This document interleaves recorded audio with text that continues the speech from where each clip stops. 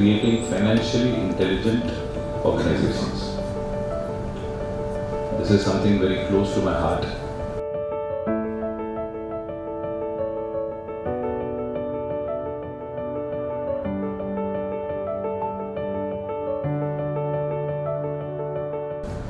Let me introduce you briefly about Dr. Anil Lamba. Dr. Anil Lamba is best-selling author, financial literacy activist, and an international corporate trainer. Dr. Anil Lamba is a practicing chartered accountant, holds degrees in commerce, law, and doctorate in taxation. Dr. Anil Lamba's training of programs are held internationally with a client list existing 2,000 large and medium-sized corporations spread across several countries including India, USA, Europe, Middle East and Far East. He has conceptualized and is actively engaged in the implementation of one financially intelligent organization. It's a certification awarded by Lancome to corporations for management accounting processes and financial acumen. And second is financial literacy for all. This is a movement towards creating a financially intelligent India. This is a socially responsibility project with the aim of spreading financial literacy among a billion Indians. With over 3 decades of experience in training and consulting in finance, Dr. Anil Lamba has created and developed 2 series of training videos. Figure Out the World of Figures, and has done pioneering work in distance education and e-learning. He has written several books and over 1,500 articles. His latest book, Romancing the Violent State, is currently making waves across India and abroad also.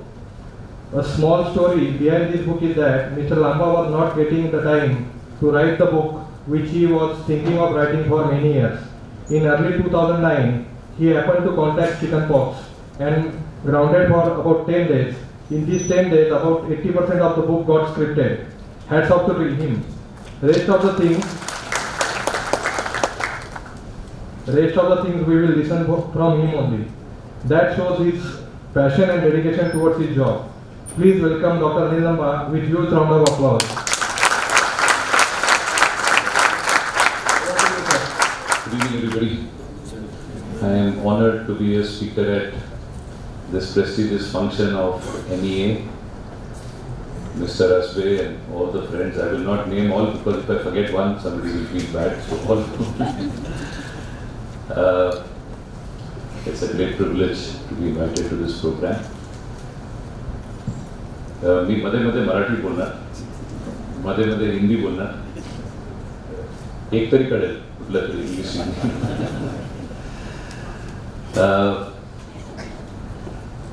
I've been invited to speak on creating financially intelligent organizations. This is something very close to my heart. On a commercial level and on a social level, ये प्रयत्न चालूच आहे. Commercially, all the while we do this, सगळे मोठी कंपनीमध्ये, छोटी कंपनीमध्ये, आणि as he mentioned, आमचा एक social project आहे. कारण this knowledge should be there whether you can afford to pay or not afford to pay. So for those who can't afford to pay, we have started a movement that somehow we should take this knowledge to 1 billion Indians free of cost. Sound very impressive. किती करणार ते आपण बघू in the coming years. But प्रयत्न चालू आहे. तुमचं सगळ्यांचं त्यामध्ये participation is also very important. पण नंतर कधीतरी त्याच्या बाबतीत सांगू. मला सांगा, I'll start with a question. What business is this company in? नाव ऐकलंय? काय business आहे त्यांचा? They are the leading cement manufacturer. He company कुठल्या बिझनेस मध्ये आहे? आणि this company? Hospital. Correct? Absolutely wrong. All these 3 companies are actually in one business. Never to forget. Business चलाने का एक ही उद्देश्य होता है, and that is to make profit. त्यांचे तरीके वेगळे वेगळे आहेत. UltraTech does it through manufacturing cement, Microsoft does it through IT services, but the intention of running a business enterprise is to make profit. Morally, ethically, socially, responsibly, but eventually you have to make profit, otherwise you will not last. How many of you in this room, show me by a show of hands, how many of you in this room are non-finance persons? Most of the hands are up. In my opinion, when I ask you how many of you are non-finance persons, एक ही हाथ वर जायला नको. Now that raises an interesting question. तुम्ही सांगताय तुम्ही non-finance आहात, मी सांगतोय हात वर जायला नको होतं. प्रॉब्लेम कुठे आहे? डेफिनेशन मध्ये. तुम्ही कसं डिफाइन करताय who is a non-finance person and how I define. What do I mean? Your hand should not have gone up. All of you are finance people. Who is a finance person? त्याचं काम काय असतं? Is it the job of a finance person to collect financial information, to record financial information, to collate that information, to prepare financial statements like profit loss accounts and balance sheets? Is this the job of the finance person? Answer is no. This is the job of the accountant, accounting person. जर माझा प्रश्न होता तुमच्यामधून किती लोक non accounting professional आहात, then if your hand had gone up, I would have agreed with you. But if collecting, recording, presenting financial information is not finance management, then what is finance management? मी तुम्हाला माझी definition देतो आता. According to me, finance management is merely the ability on the part of every individual in the organization to understand तुमच्या ऍक्शनचा financial परिणाम काय होतोय. Have you heard of a financial jargon called bottom line? Bottom line कशाला म्हणतात? ते profit loss मध्ये बॉटमचं figure असतं, प्रॉफिट किंवा लॉस, त्याला बॉटम लाईन म्हणतात. I think the ability on the part of every individual in the organisation to understand the impact on the organisation bottom line of every action of yours is what finance management is. आणि हे सगळ्याला कशाला कळायला पाहिजे? तुमच्या ऍक्शनची काय परिणाम होतो बॉटम लाईनवर, so that as far as possible तुम्ही तेच ऍक्शन करायला पाहिजे ज्याच्याशी बॉटम लाईनवर पॉझिटिव्ह परिणाम होतं, आणि जर नेगेटिव्ह परिणाम होत असलं तर ते ऍक्शन करायचं नाही. आणि या दृष्टिकोनाने एव्हरी इंडिव्हिज्युअल ज्याच्या ऍक्शननी बॉटम लाईनवर परिणाम होऊ शकतो तो फायनान्शियल इंडिव्हिज्युअल आहे. तुमच्यामधून किती लोकांची ऍक्शनची तुमच्या ऑर्गनायझेशनच्या बॉटम लाईनवर फरक पडतो? यावेळी I will hand will go. मग तुमच्यासारखे लोक जेव्हा सांगतात की नॉन फायनान्स आहे, I interpret that answer to be you are saying I don't care माझ्या ऍक्शननी काय होणार बॉटम लाईनला. तर that is ridiculous. You should be doing nothing without first ensuring are you strengthening that number or are you weakening that number. सगळे ते काम करायचे ज्याच्याशी बॉटम लाईन स्ट्रेंथन होते, ज्याच्याशी वीक होते ते करायचं नाही. एक सिंपल उदाहरण घेऊ आपण. इमॅजिन एक सेल्समॅन आहे. सेल्समॅन स्वतःला नॉन फायनान्स पर्सन सांगेल. हा सेल्समॅन फील्ड मध्ये काय लॅपटॉप विकतो. त्याची भेट होते पोटेन्शियल कस्टमरशी. कस्टमर विचारतो हे लॅपटॉप केवढ्याला आहे? For argument sake let us say 1 lakh रुपयाला.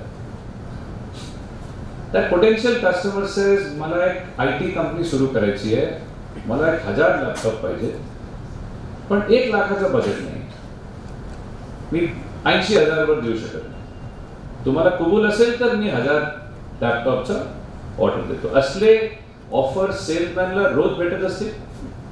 त्याला फील्डमध्ये उभं राहून डिसिजन घ्यायची आहे. शुड यू से येस और should you say no to this customer? The moment he says yes or no, has he taken a sales decision or has he taken a financial decision? He will call it a sales decision. I am saying this is finance management in action.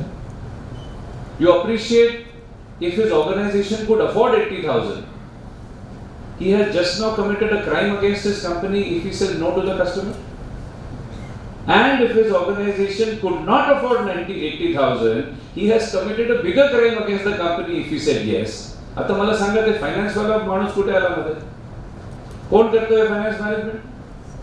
Similar example मी तुम्हाला every department मधून देऊ शकतो. Every production decision is first a financial decision, then a production decision. Every purchase decision has a financial implication. Every HR decision has a financial implication. I am telling you, every individual is doing things ज्याच्याशी तुमची bottom line strong होते किंवा weak होते. Organization profit कधी बनवते?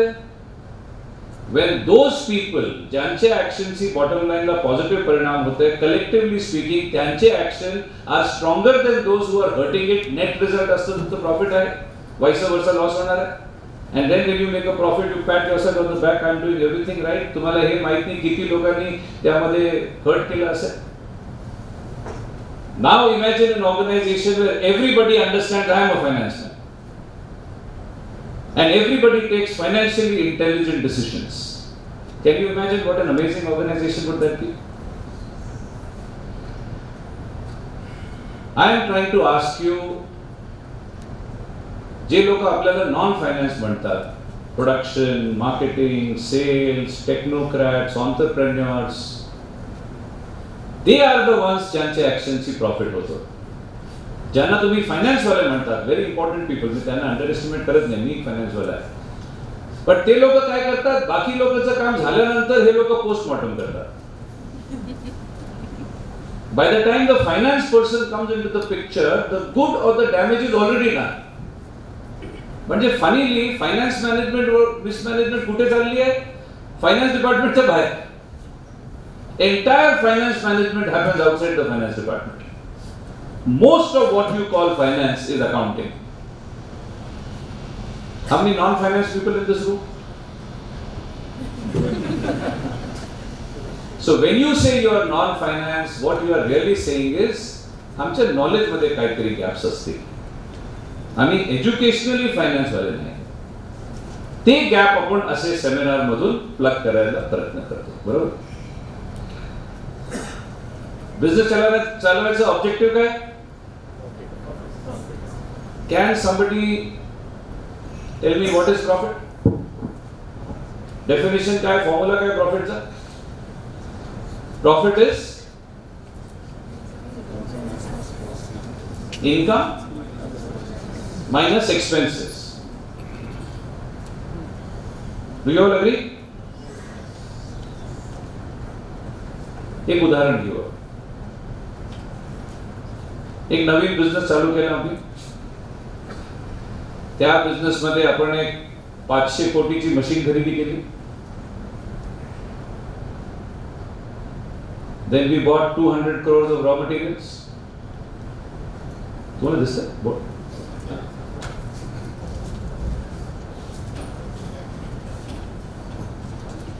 त्यानंतर पुढे होत नाही. त्यानंतर वी हायर्ड पीपल 50 कोटी. Now the product is ready. त्याला आपण प्रॉडक्टला विकलं 400 crores. फॉर्म्युला काय प्रॉफिटचा? Income minus expense. इन्कम किती झालं? खर्च किती झालं? Has this company made a profit or loss?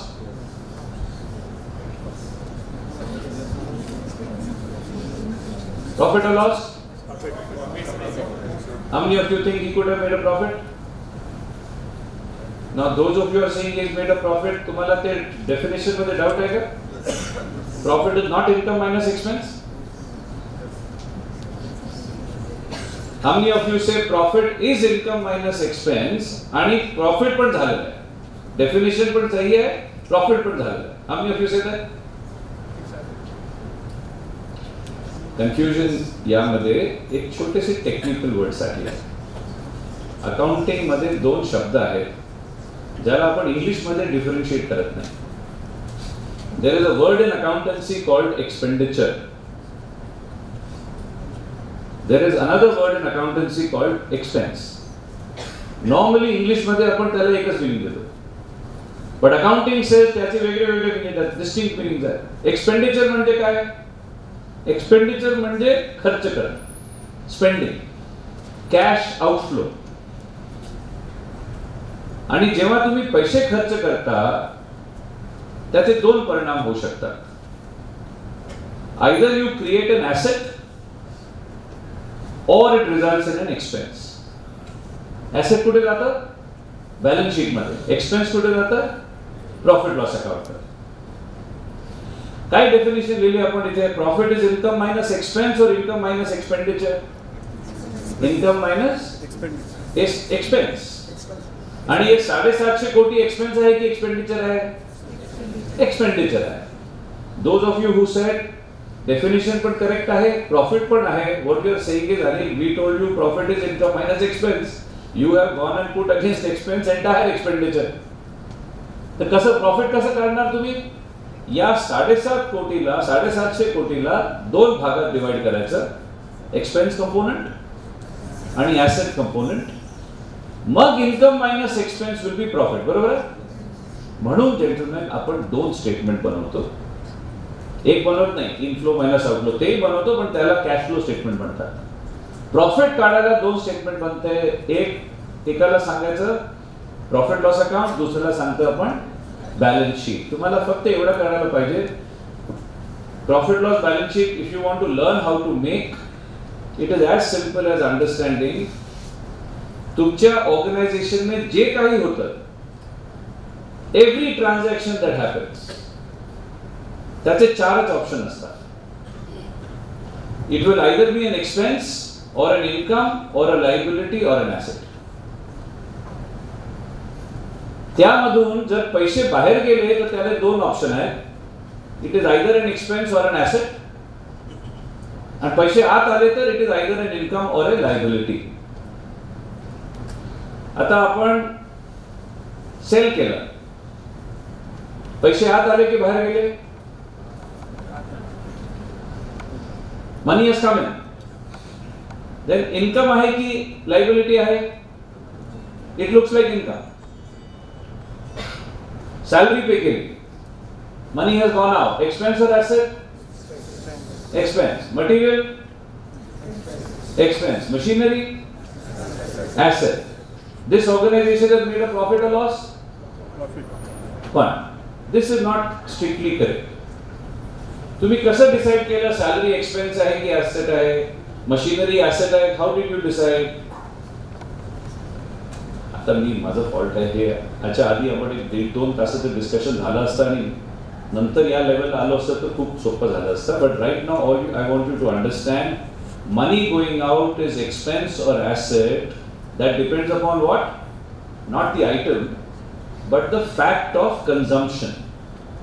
ज्या आयटमवर तुम्ही पैसे स्पेंड केले आणि तो आयटम कंझ्युम झाला तर तो एक्सपेन्स असतं, आणि जर कंझ्युम नाही झालं तर तो ॲसेट असतं. चान्सेस आर सॅलरीवर तुम्ही 50 कोटी स्पेंड केले पण संपूर्ण कंझ्युम झालं नाही. म्हणजे कसं काय? समजा त्यामध्ये 25 कोटी ॲडव्हान्स सॅलरी होती तर मग ती ॲडव्हान्स इथे काढून इथे टाकावी लागते. आणि जर संपूर्ण सॅलरी त्याच पिरियडची होती तर तो तिथे जाईल. सिमिलरली मटेरियल तुम्ही घेतले तो एक्सपेन्स नाही आहे अनलेस कंझ्युम. तुम्ही 200 मधून 180 कंझ्युम केले, मग 20 तुमचे गोडाऊन मध्ये आहेत तर 20 इथून काढून इन्व्हेंटरी मध्ये दाखवायचं. आणि मशिनरी सुद्धा कंझ्युम होऊ शकते. मशिनरी ॲसेटच्या कंझम्पशनला काय सांगतात आपण? त्याला सांगायचं डेप्रिसिएशन. समजा ही मशीन आपल्याला 10 वर्ष चालेल, 10 वर्ष आपला इन्कम त्यातून जनरेट होईल, तर तो कंझ्युम झालेला नाही, ॲसेट आहे. पण 1/10 तरी कंझ्युम झाला, तो 1/10 इथून काढून इथे टाकायचं. त्याला डेप्रिसिएशन सांगतो, बरोबर. आता तुम्ही प्रॉफिट काढू शकता. तर या बिझनेसनी प्रॉफिट बनवलं की लॉस? प्रॉफिट. किती प्रॉफिट बनवलं? इन्कम आहे 400, खर्च आहे 300, प्रॉफिट किती बनवलं? This company has generated a profit of 100 crores. किती प्रॉफिट बनवलं त्यांनी? 100 crores. त्यांच्याकडे बँक मध्ये किती पैसे आहेत? बँक बॅलन्स किती आहे?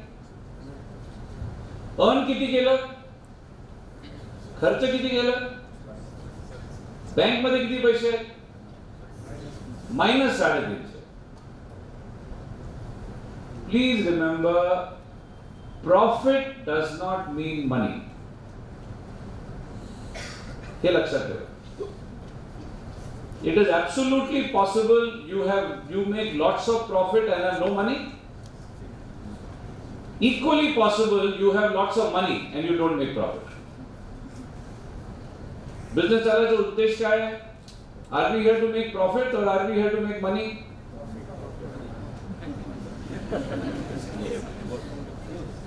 We are here to make profit, but there is no pleasure in making profit जर महिन्याच्या शेवटी सॅलरी द्यायला पैसे नसले तर. And therefore I am trying to tell you, successful companies stand on 2 pillars.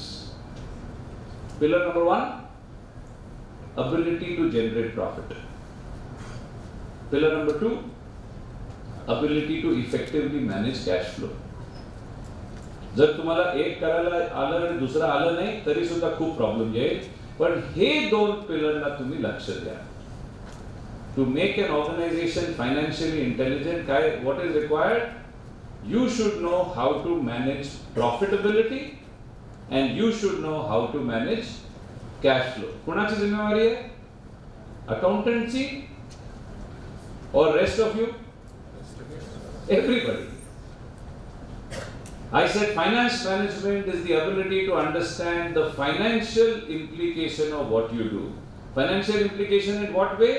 You must understand तुमच्या actionची bottom line वर काय असर पडतो आणि तुमच्या actionची cash flow वर काय असर पडणार. After taking this into account, you must take that action. If your actions are financially intelligent, your organization will be financially intelligent. If each of your actions is not financially intelligent, the organization will pay a price. एक company जिथे माझा खूप time spend होतोय is L&T. L&T alone मध्ये we are training about 100,000 people. 1,00,000 लोकांना training झाली. L&T मध्ये जेव्हा रिसेशन झाली होती अराउंड 2009, एक आमची अर्जंट मीटिंग झाली की आता काय करायचं. What you must understand is I set 2 pillars on which successful companies stand. Pillar number 1, ability to generate profit. Pillar number 2, cash flow. During recession सगळ्यांची प्रॉफिटेबिलिटी हर्ट होते, पण बुडतो कोण? जिथे कॅश संपतो. So during recession more important becomes cash flow. You must understand recessions don't last forever. You have to last till the recession lasts. आणि जिथे cash संपलं तिथे तुम्ही लास्ट होऊ शकत नाही. So during recession, what is more important? Cash flow. So in L&T we had an urgent meeting. आता सगळे टॉप मॅनेजमेंटला कम्युनिकेट करायचंय काय करायचं during these tough times, how to handle. L&T चे टॉप मॅनेजमेंट मध्ये starts with M1, M2, M3, M4. M4 is the highest. So I designed a program for them called Cash is King. आणि त्यांनी एक order pass करून टाकलं, everybody above M2 has to attend. त्यामध्ये सुद्धा 2,500-3,000 लोक होते. I remember doing about 55 batches over 65 days, zipping across the country and Middle East, trying to communicate to the senior most management आता काय करायचं रिसेशन मध्ये. सगळे प्रोजेक्ट आपण एक्झामिन करू, which one to do, which one to defer, which one to shelve. Let's sit down with every vendor, renegotiate the term. Doesn't matter what terms were agreed already. Let's sit down with customers and renegotiate. Let's sit down with bankers and renegotiate the terms. And if you happen to be one of the rare companies that is sitting on a pile of cash during recession, you are actually the king. कारण recession मध्ये खूप opportunities येतात. Excellent companies available असतात to be taken over at throwaway prices, but usually तेव्हा पैसे पण नसतात. I am trying to tell you, good finance management ला काही उपाय नाही आहे. हॅपी डेज मध्ये तुमची फायनान्स मॅनेजमेंट चांगली असेल तर दुसरे लोक प्रॉफिट बनवत असेल तर तुम्ही त्याच्यापेक्षा दुप्पट बनवणार. आणि वाईट टाइम मध्ये फक्त that organization which practises good finance management will survive, otherwise it will not survive. So प्रश्न हे आहे, then what is good finance management? How do we define that? त्याच्याआधी मी तुम्हाला एक थोडा philosophical input देतो into what is expense, what is asset. याला इतर आपण skip करू, थोडा time कमी आहे, याला skip करतो. Let me introduce you to a balance sheet. Everybody must understand a balance sheet because this is one of the most important documents, and according to me, it is the most neglected document. Those managements which also pay attention to finance management, त्याचा सगळा focus असतो profit loss account वर. Balance sheet gets neglected. What are the two sides of a balance sheet? Liabilities and assets. तुम्हाला माहिती आहे balance sheet नेहमी balance होते? कशाला balance होते? याची total आणि याची total same कशाला असते? Why can't one be more than the other? Profit loss balance होत नाही ना?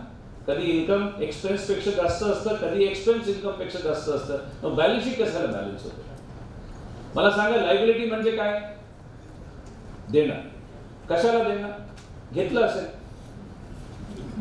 If I come to you and I say मला 10,000 रुपये लोन द्या, तेव्हाच मी देणार, मी द्यायचं तुम्हाला, बरोबर? तर लायबिलिटी देण्याच्या आधी दाखवते आलं कुठून, घेतलं काय, बरोबर? ऍसेट म्हणजे काय? जे तुमच्याकडे आहे. कसं आलं तुमच्याकडे? हे जे पैसे तुम्ही घेतले त्याला खर्च करून खरेदी केलं असेल.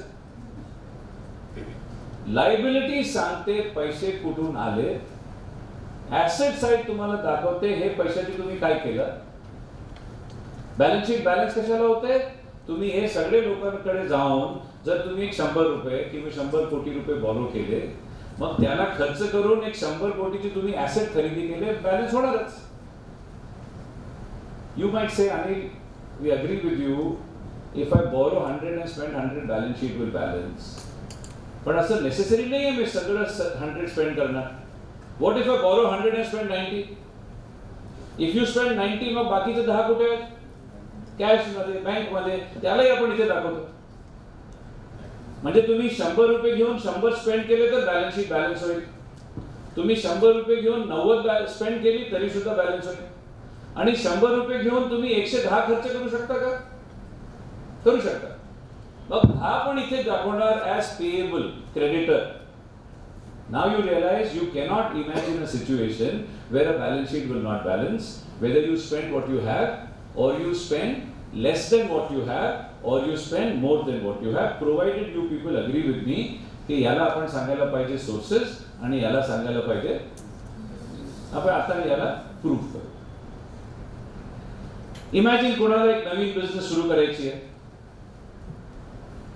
एक फर्निचर बिझनेस सुरू करायचा. तुमचं नाव? Ganesh wants to start a new business. करू आपण फर्निचर म्हणून. He starts a new business आणि त्याला नाव देतो गणेश फर्निचर्स. चालेल? पहिला स्टेप काय बिझनेस मध्ये? फर्स्ट स्टेप पैसे. Who wants money? Mr. Ganesh wants money or Ganesh Furniture? GF.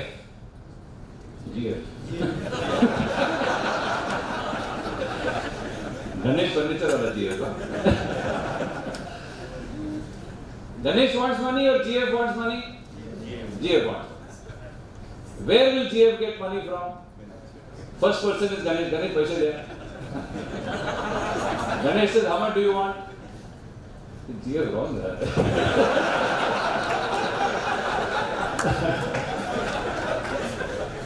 Every time I say GF wants money, we will stick to the long form. Ganesh Furniture wants money. It goes to Mr. Ganesh, give me money. Ganesh says, how much do you want? Let's say they say we want 1,000 crores. Mr. Ganesh says amount जास्त असतं तर तो एकटा नसणार, काफी owner हो सकते हैं. Collectively we call them shareholders. आणि जे कॉन्ट्रीब्यूट करतील त्याला सांगणार शेअर कॅपिटल. तर 1,000 कोटी मधून शेअर होल्डरनी दिले 400 कोटी. For the remaining 600, you go to a bank or somebody. First thing I'm trying to tell you is, when a business needs money, it has only one option. काय option असतं? Borrow करायचं. Business कोणाकडनं borrow करतो?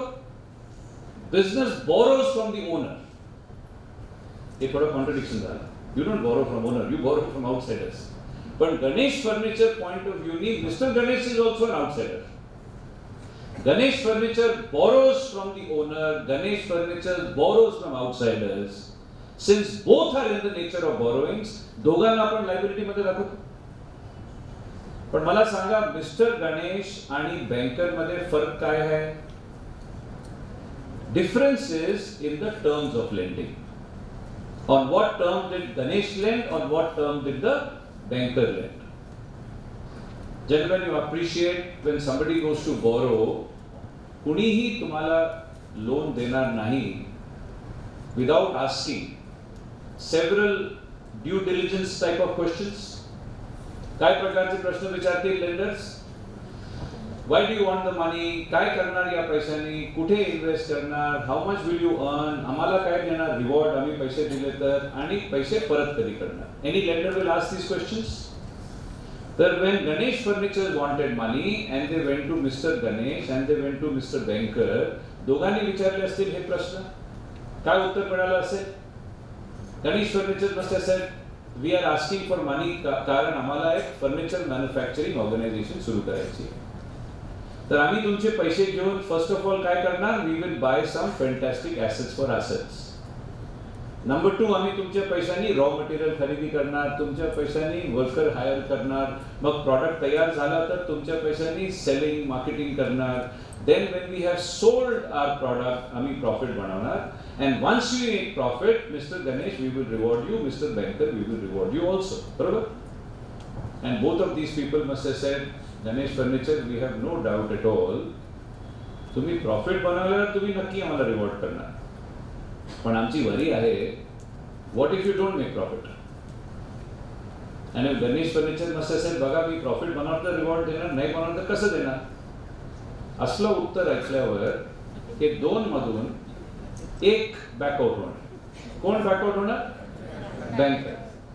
Banker will say, if my reward will depend upon whether you earn or you don't earn, मग मला पैसे द्यायला तुम्हाला इंटरेस्ट नाही. मी एक कंडिशनवर पैसे देतो, मला गॅरंटी द्या रिवॉर्ड मिळेल. And Ganesh Furniture must have said, this is not fair. If I don't earn, how can I reward you? But we all know there are times in life where beggars can't be choosers. तुम्हाला बँकेचे पैसे पाहिजे तर त्याची condition पण मान्य करावं लागेल. So reluctantly Ganesh Furniture must have said, okay, Mr. Banker, you expect me to give you a reward even when I am losing money? ठीक है, I will agree, कारण मला ऑप्शन नाही आहे. But then Ganesh Furniture must have said, मग माझी पण एक 2 रिक्वेस्ट आहे.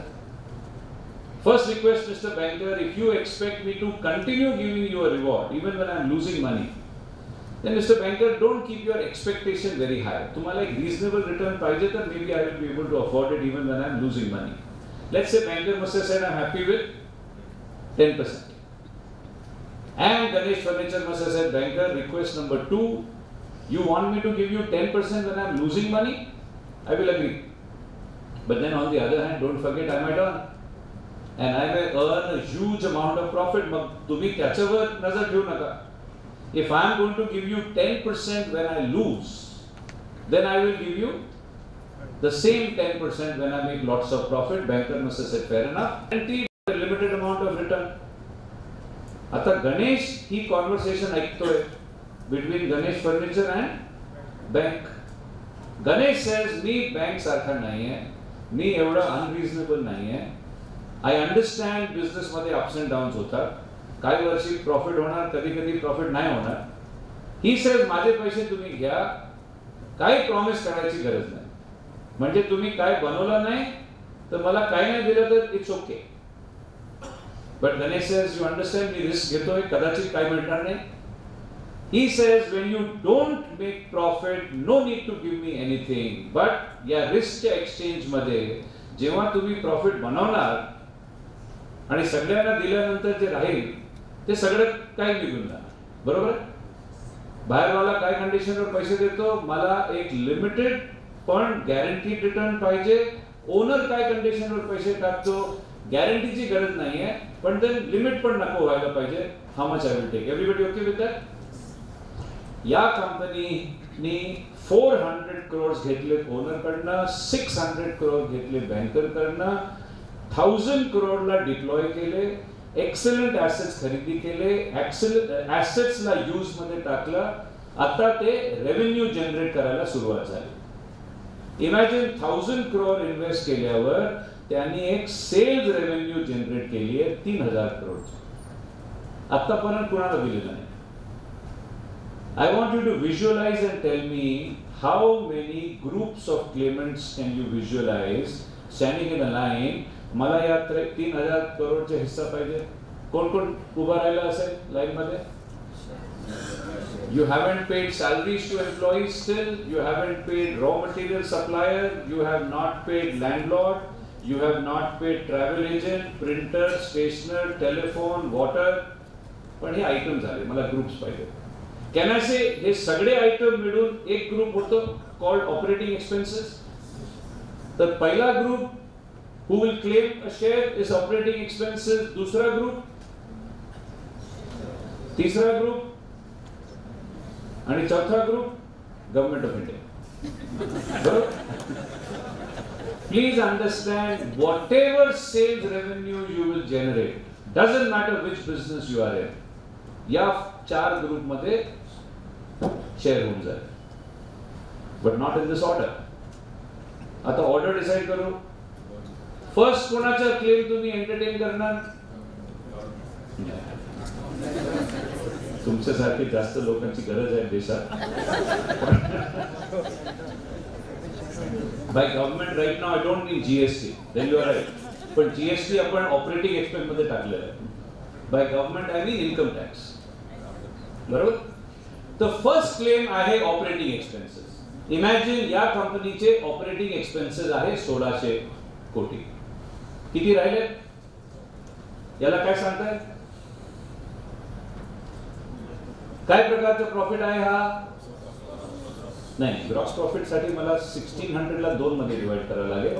पहिला हिस्सा मायनस केला तर ग्रॉस, दुसरा मायनस केला तर this is that stage of profit where from sales to the operating expense, either it is called operating profit first of all, or sale मधून ऑपरेटिंग एक्सपेन्स रिकव्हर झाले. पण आतापर्यंत या माणसाला डिव्हिडंड दिलं नाही, या माणसाला इंटरेस्ट दिलं नाही, गव्हर्नमेंट ऑफ इंडियाला इन्कम टॅक्स दिलेलं नाहीये. It is also called PBIT, profit but before interest and before tax, or it is called EBIT, EBIT, earnings before interest and tax. बरोबर. आता किती ग्रुप राहिले? आता कोणाला द्यायचं? आता लेंडर. किती बोरो केले आपण? काय रेटनी? How much will you give? How much is left? याला काय सांगायचं? PBIT मधून आय दिलेलं आहे. बरोबर. तर PBT राहिलं. Now these 2 groups are left, shareholder and government. आता कोणाला द्यायचं? Sir, now we give the government. Imagine you give the government 340. How much is left? What is this called? This is called profit after tax. Who does this belong to? आपला shareholder is Ganesh. तर line मध्ये गणेश उभा आहे. I had said, if you don't make profit, no need to give me anything. But when you make profit and सगळ्याला दिल्यानंतर जे राहील मी सगळं घेऊन जाणार. तर गणेश सांगतो, गणेश फर्निचर तुम्ही आता 1000 कोटी मला देऊन द्या. But when Ganesh Furnitures wanted Mr. Ganesh's money, they had made all kinds of rash promises to him. Yes, Ganesh, all the profit will be given to you, this, that. But now it is time to actually give it to him. This company starts having a change of heart. They start negotiating with him. So Ganesh, आम्ही सांगितलं होतं सगळं तुझंच आहे. But Mr. Ganesh, all you have given us is 400. म्हणजे आम्हाला दिल्याशिवाय तुम्ही बँकेत टाकलं असतं तर किती मिळालं असतं तुम्हाला? 5%?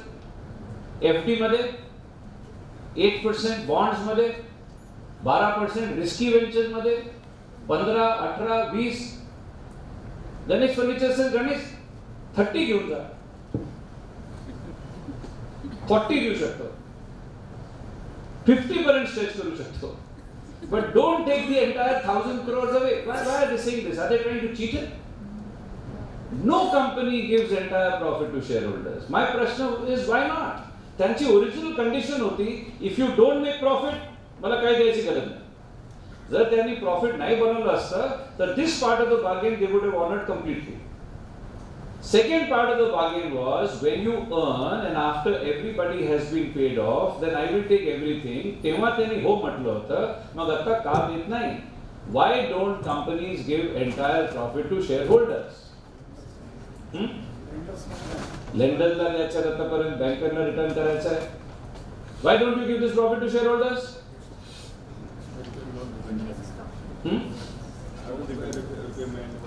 Loan repayment, working capital, expansion, growth, unforeseen. पण हे तर आधी पण माहित होतं ना घेताना, तेव्हा सांगायचं नाही होतं त्याला थोडा पैसा आपण तेव्हा कशाला सांगितलं देणार तुला. Whenever I ask this question, मला similar answer मिळतात. Company need money for growth, for expansion, for unforeseen, returning bank loan, etc., etc. And my answer is, I will accept all your answers as reason number 2 for not giving it to him. But there is a more important reason number 1 why this profit is not being given to Ganesh. And this is something that I emphasized some time back.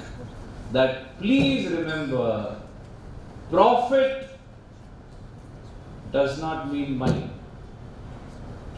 Remember? Profit आणि bank balance मध्ये काय connection नाही. Actually connection आहे. Inverse relationship आहे.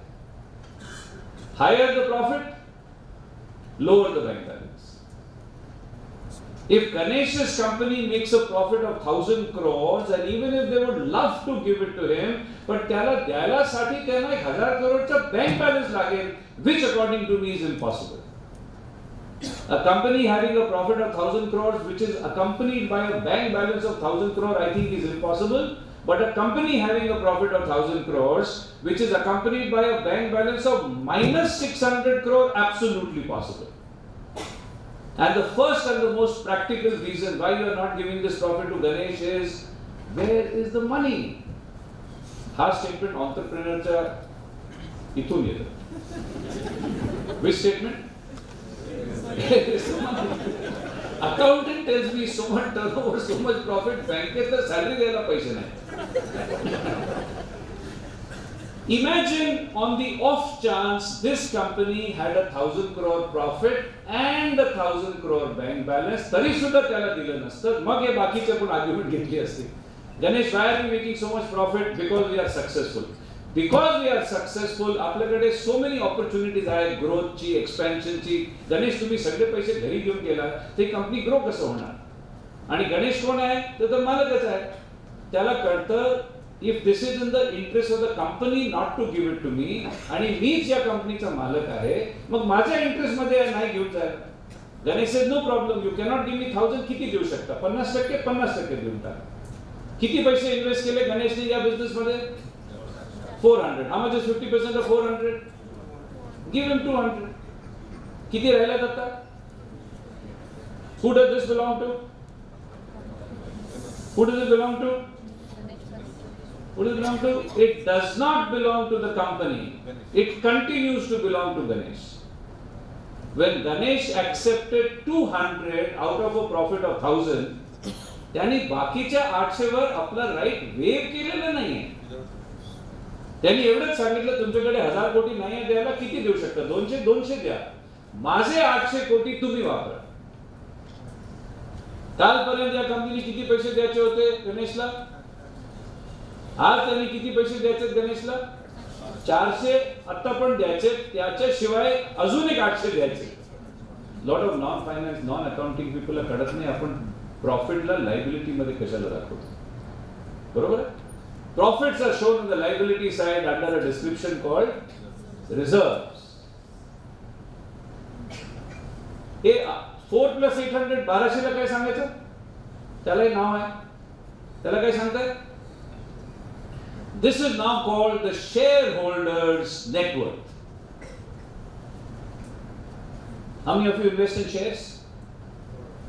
जे लोक invest करतात they might be able to relate. समजा या कंपनीने पब्लिक इश्यू करून रेस केले होते 400 कोटी.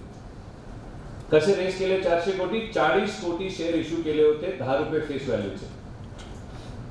देन एव्हरी इयर थोडा प्रॉफिट शेअर होल्डरला द्यायचं, थोडं प्रॉफिट ठेवायचं कंपनीमध्ये. थोड्या वर्षानंतर जे प्रॉफिट त्यांनी डिस्ट्रीब्यूट केले नाही दॅट हॅज बिकम 800. आज या शेअर होल्डरची नेटवर्थ झाली आहे 1200 कोटीची. 1200 कोटी किती शेअरची नेटवर्थ आहे? 40 कोटी. एक शेअरची व्हॅल्यू किती झाली? 1200 डिवाइड बाय 40 30. याला काय सांगायचं? This is called book value to share. Here is a company which has got shares carrying a face value of 10 रुपये फेस व्हॅल्यूची आज बुक व्हॅल्यू झाली आहे 30. आता शेअर मार्केट मध्ये जाऊन बघायचं कितीला ट्रेडिंग चालली आहे याची. शेअर मार्केटमध्ये काही असू शकतो, 300 असू शकते, 3000 होऊ शकते, but that is people's perception. ठीक आहे. आर यू ओके सो फार? ही कॉन्व्हर्सेशन आता आपण कुठे सुरू केली होती? ही कॉन्व्हर्सेशन स्टार्ट झाली जेव्हा मी तुम्हाला विचारलं बॅलन्स शीट बॅलन्स कशाला होते. And we said balance sheet balances because one side represents sources, other side represents uses. मी तुम्हाला प्रूव्ह करत होतो. Does this side represent sources? Is this a source of money? कुणी दिले हे पैसे आपल्याला? मालकाने. Is this a source of money? Who gave you this money? Owner. ओनरच्या या कॉन्ट्रीब्युशन मध्ये फरक काय आहे? इथे त्यांनी फिजिकली पैसे इन्व्हेस्ट केले, इथे पैसे इन्व्हेस्ट केले नाही, पण जे प्रॉफिट ते घरी घेऊन जाऊ शकले होते ते सोडून गेले परत. बरोबर. कारण दुसरा तरीका बघायचा आहे तुम्हाला. हे इमॅजिन करा हे सगळे 1000 कोटी देऊन टाकले होते गणेशला आणि गणेश मला 800 कोटी परत बिझनेस मध्ये टाकायचे. बरोबर. Item number 1 is the owner's direct contribution. Item number 2 is the owner's indirect contribution. Is this a source of money? Who gave you this money? Some banker, some outsider. पण आपण बाहेरवाल्याकडनं पैसेही बॉरो करतो आणि वेंडरकडे जाऊन हेही सांगतो की मटेरियल पाठवून द्या, पुढच्या महिने पैसे देऊ. तेही बॉरो करतो ना material. Is this a source of money? Yes. या माणसाने आपल्याला लोन कॅश मध्ये दिलाय, या माणसाने आपल्याला लोन काइंड मध्ये दिलाय, पण it is a loan. Do you now recognise left side of the balance sheet as merely a collection of sources? But महत्वपूर्ण प्रश्न हा आहे, why is Ganesh furniture borrowing money from everybody? They borrow from Ganesh, they borrow from outsider. गणेशकडनं directly घेतात, indirectly घेतात, बाहेरवाल्याकडनं cash मध्ये घेतात, काइंड मध्ये घेतात. Do you think this is an arbitrary collection of money or must it be as per a plan? काय वाटतं तुम्हाला? Is this a random collection of sources or must it be as per a design? It is not funny how often it is not as per a design. But if this company wants to succeed, they better make sure this money has come as per a plan. Imagine हे पैसे genuinely random collection होती without a plan. काय होईल मग? If this money has come without a plan, आता जेव्हा गणेश याला खर्च करायला सुरू करेल on behalf of Ganesh Furnitures, he will find one out of two things happening. If the money has come without a plan, he will either discover asset खरीदी करताना अर्धवट पैसे संपले कारण पैसे विदाउट अ प्लॅन आलेले होते, or he will find सगळे asset जे त्याला पाहिजे होते खरेदी झाले आणि पैसे उरलेले. बरोबर. If the money comes without a plan, you will have money or you will have excess money. Which is the happier state of affairs? Should a business have less money than they need or should they have more money than they need? कमी पैसे असायला पाहिजे की जास्त? Let's examine. Imagine गणेशला hotel सुरू करायचं होतं, पैसे विदाउट अ प्लॅन आले, He wanted to build a 100-story building. पैसे without a plan आले, 60th floor बनवता पैसे संपले.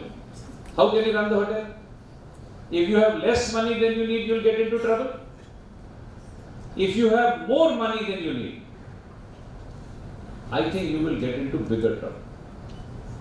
मी तुम्हाला एक मंत्र देतो आता गुड फायनान्स मॅनेजमेंटचा, and that mantra says, please remember, less is bad, more is worse.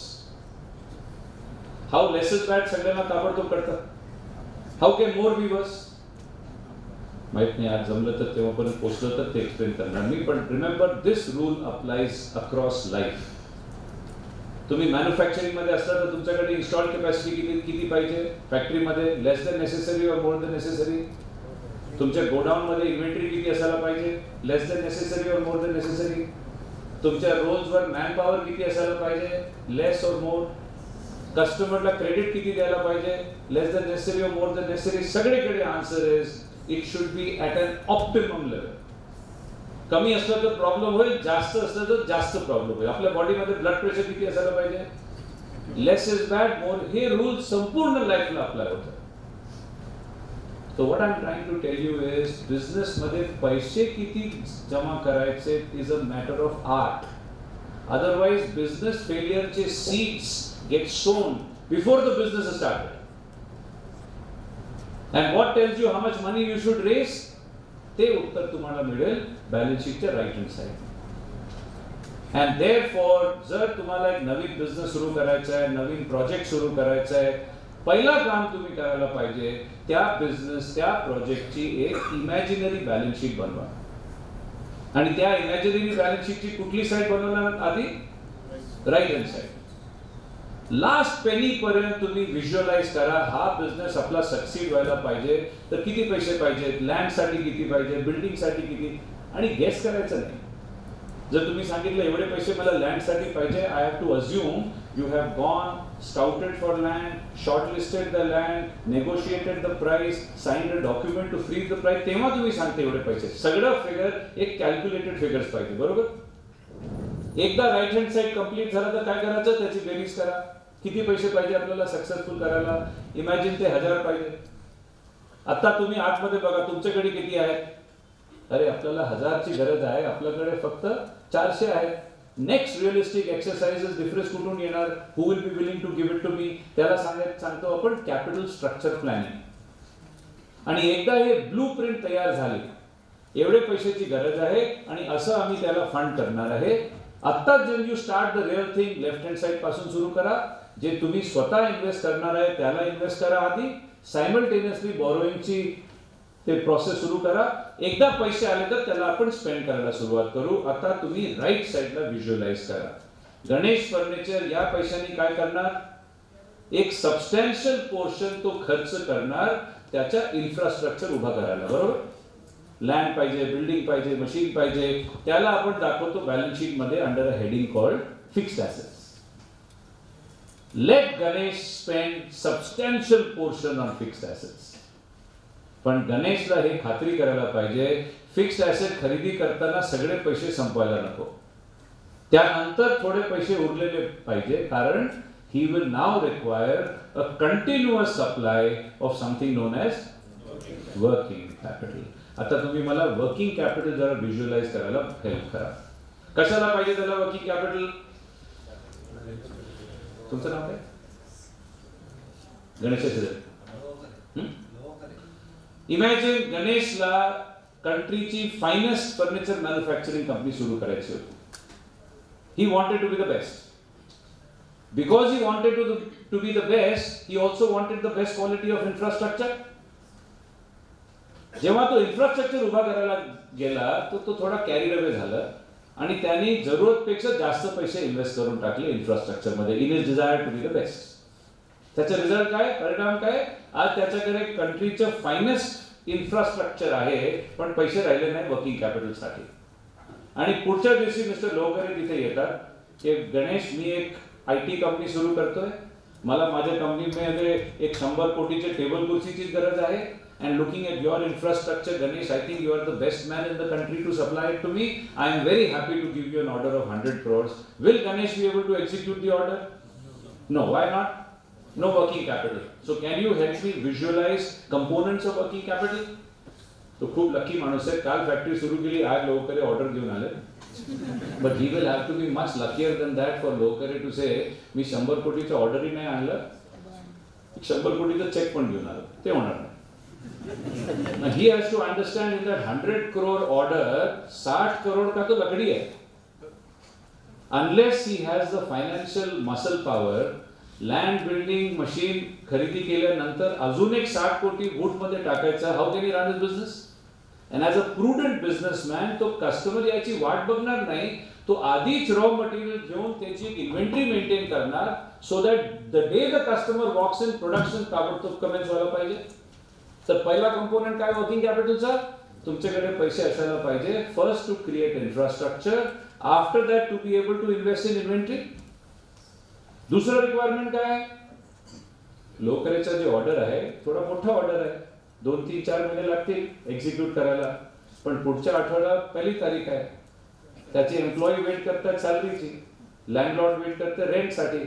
He cannot tell his employees 3-4 महिने वेट करा, लोकरेचे पैसे आल्यावर सॅलरी देतो. काय लोक करतात?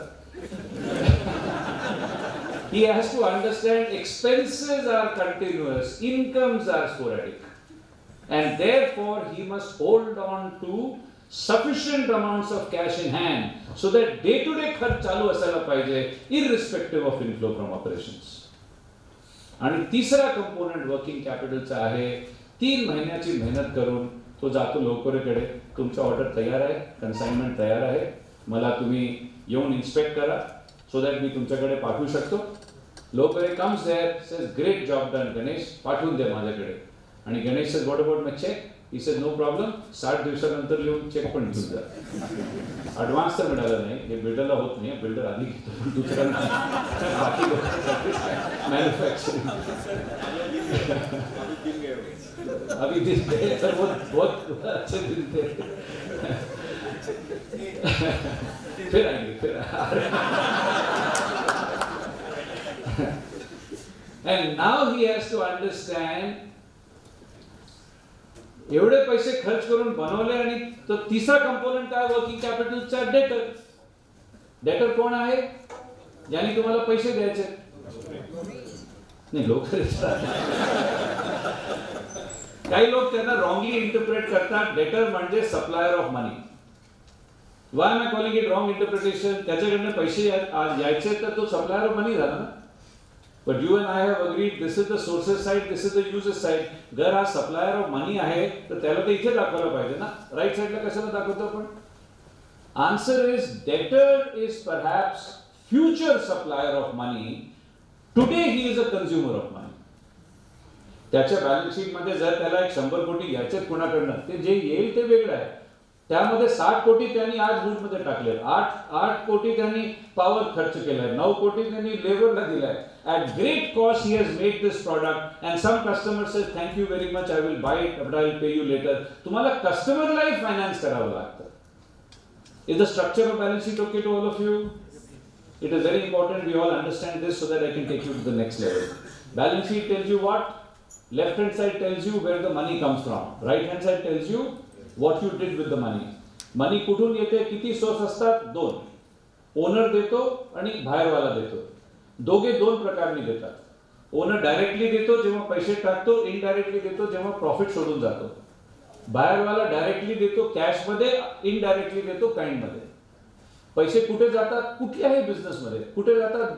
दोन गोष्टींमध्ये. Money goes towards creation of infrastructure, money goes towards supply of working capital. Working कॅपिटलचे मॅक्सिमम 3 कंपोनेंट असतात. Number 1 inventory, number 2 cash and number 3 debtor. Everyone okay? आता काही वर्षापूर्वी रिझर्व्ह बँक ऑफ इंडियाने एक स्टडी केली होती. They did a study of all the sick companies in the country. आणि स्टडीचा उद्देश होता to understand Y businesses fail. आपण थोडी ब्रेनस्टॉर्मिंग करू. बिझनेसेस फेल कशाला होतं? कशाला होतात? आपल्याला माहिती आहे इंडियानी ग्लोबलायझेशन लिबरलायझेशनचा प्रोसेस सुरू केला कधी? 1991 मध्ये मनमोहन सिंग नरसिंहराव मिळून. 91च्या आधी we were not that open a country. आपल्याकडे डोमेस्टिक प्लेयर्स होते. They were not the best in the world but they were surviving. Y वर दे सर्वायव्हिंग? कॉम्पिटिशन कमी होती. उदाहरण काय? एम्बॅसेडर, बजाज. जर कोणी बजाज कडनं स्कूटर घेतलं असतं 1960s मध्ये, मिड 70s मध्ये, लेट 80s मध्ये, अर्ली 90s मध्ये, जवळजवळ तसंच स्कूटर. काही इनोव्हेशन नाही, काही इम्प्रूव्हमेंट नाही, काय नाही. कशाला करणार? जर कोणाला स्कूटर पाहिजे ते 33% घ्यायचे booking advance. For a capital goods item like a scooter 33% booking advance. Father book करायचं, मुलाला डिलिव्हरी मिळायची. बरोबर आहे? एक वेळ होता तसं. काय मोटिवेशन आहे इनोव्हेशन करायला? इंडिकेटर पण नव्हतं तुम्ही हात दाखवायचा नाही. 1991 नंतर government open up it's doors. Foreign players आले. कदाचित या फॉरेन प्लेयर्स कडे लेटेस्ट टेक्नॉलॉजी होती. चान्सेस आर आपले काही डोमेस्टिक ऑन्टरप्रेन्युअर कळलं असेल की फॉरेन कॉम्पिटिशनचे कंपॅरिझन मध्ये आमची टेक्नॉलॉजी ऑब्सोल्यूट आहे आणि आमच्याकडे नवीन टेक्नॉलॉजी घ्यायला पैसे नाहीत. काही लोक in the post 91 era must have become technologically obsolete. Do you think technological obsolescence could have been responsible for a certain portion of sickness in industry? होऊ शकतं. एक दुसरा कॅटेगरी कदाचित होईल ज्याला टेक्नॉलॉजीचा काही प्रॉब्लेम नव्हता. त्याला प्रॉडक्ट बनवण्याचा प्रॉब्लेम नव्हता. They were excellent in making but they were weak in selling. Do you think marketing इनएफिशियन्सीमुळे सिकनेस होऊ शकते? There could be third category of entrepreneur ज्यांना बनवायला येत होतं, विकायला पण येत होतं, पण त्यांचं मिसफॉर्च्यून होतं. त्यांच्याकडे खूप मिलिटंट आणि अनरिझनेबल ट्रेड युनियन होती which went on extended periods of strike. खूप महिन्यासाठी प्रोडक्शन बंद झालं. Do you think labour problem मुळे बिझनेस बंद होऊ शकतं? रिझर्व्ह बँक ऑफ इंडियाने स्टडी केलं of all the sick companies in the country and their study has found out of all the sick companies 95% पेक्षा जास्त कंपनीज या कुठल्याही 3 कारणामुळे सिक झाली नाहीत. यानी कि these 3 and more reasons put together were responsible for not even 5% of sickness, and over 95% sickness was due to one reason: financial mismanagement. आणि मी तुम्हाला इंडियाची स्टॅटिस्टिक दिली आहे, पण माझी स्टॅटिस्टिक संपूर्ण वर्ल्ड मध्ये अप्लाय होते.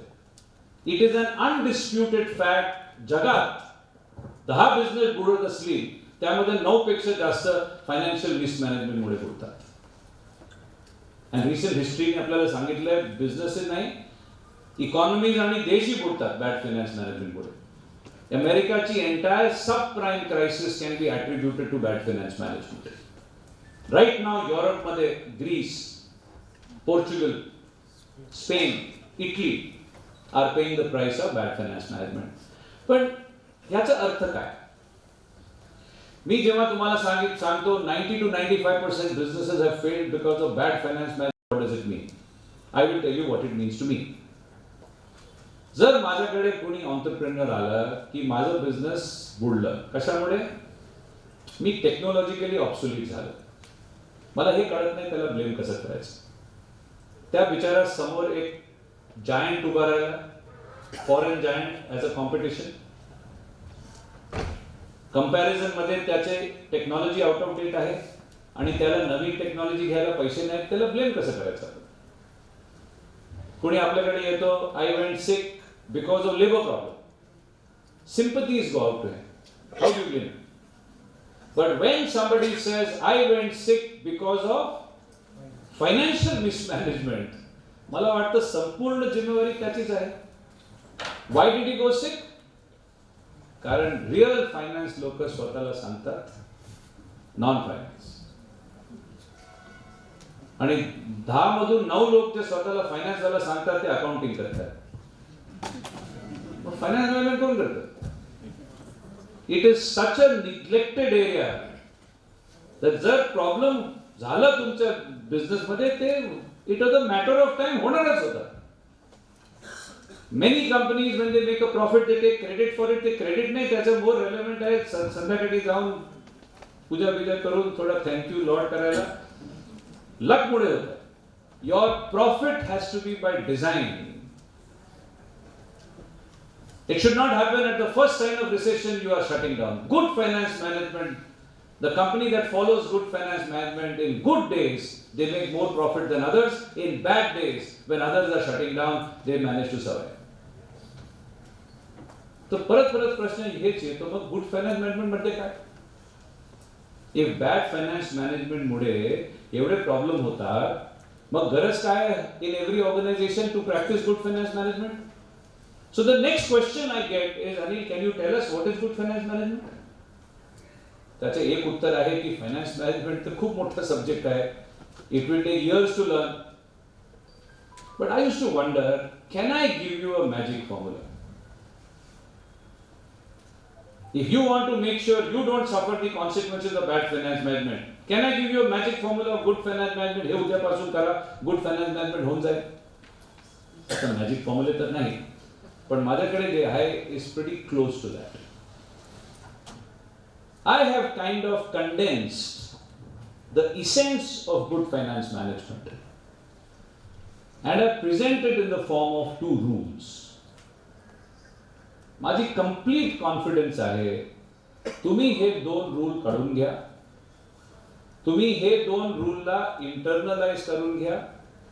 जर तुम्ही मला प्रॉमिस करणार मी हे 2 रूल व्हायलेट करणार नाही, मी तुम्हाला प्रॉमिस करतो मॅक्सिमम प्रॉब्लेम जे दुसऱ्यांना होतात बॅड फायनान्स मॅनेजमेंट मुळे तुम्हाला होणार नाही. I repeat, if you promise me never to violate these 2 rules, I will promise you maximum problems that others face, and please understand maximum problems others face are financial mismanagement related. You will not face them. आज थोडा मी justice करू शकणार नाही कारण त्यामध्ये 3-4 तास जाऊन जातील, पण थोडक्यात मी प्रयत्न करणार तुम्हाला ते 2 रूल सांगायला. ठीक आहे? आता ही statement we are familiar with. हे काय? Balance sheet. Left hand side काय दाखवतो? पैसे कुठून आले. राईट हँड साइड काय दाखवतो? पैसे कुठून गेले. कुठून येतात पैसे? 2 सोर्सेस, ओनर्स, आउटसाइडर्स. कुठे जातात पैसे?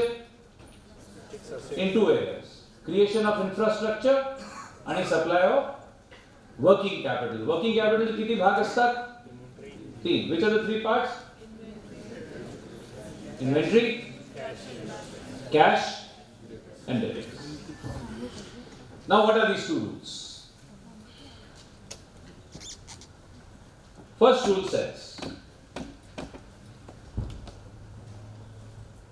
if left hand side of the balance sheet represents sources and right hand side represents uses, then gentlemen, always remember, kadi visru nahi, that out of all these sources of money, एक ही source free nahi hai.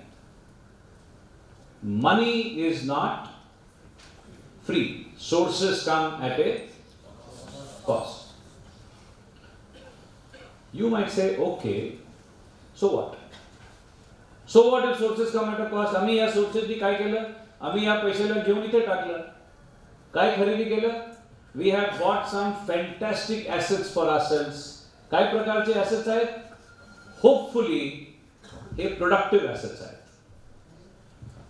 And therefore, if sources on the left hand side of the balance sheet have a cost attached to them, then the utilization of money, as shown on the right side of the balance sheet, has an ability to earn associated with it.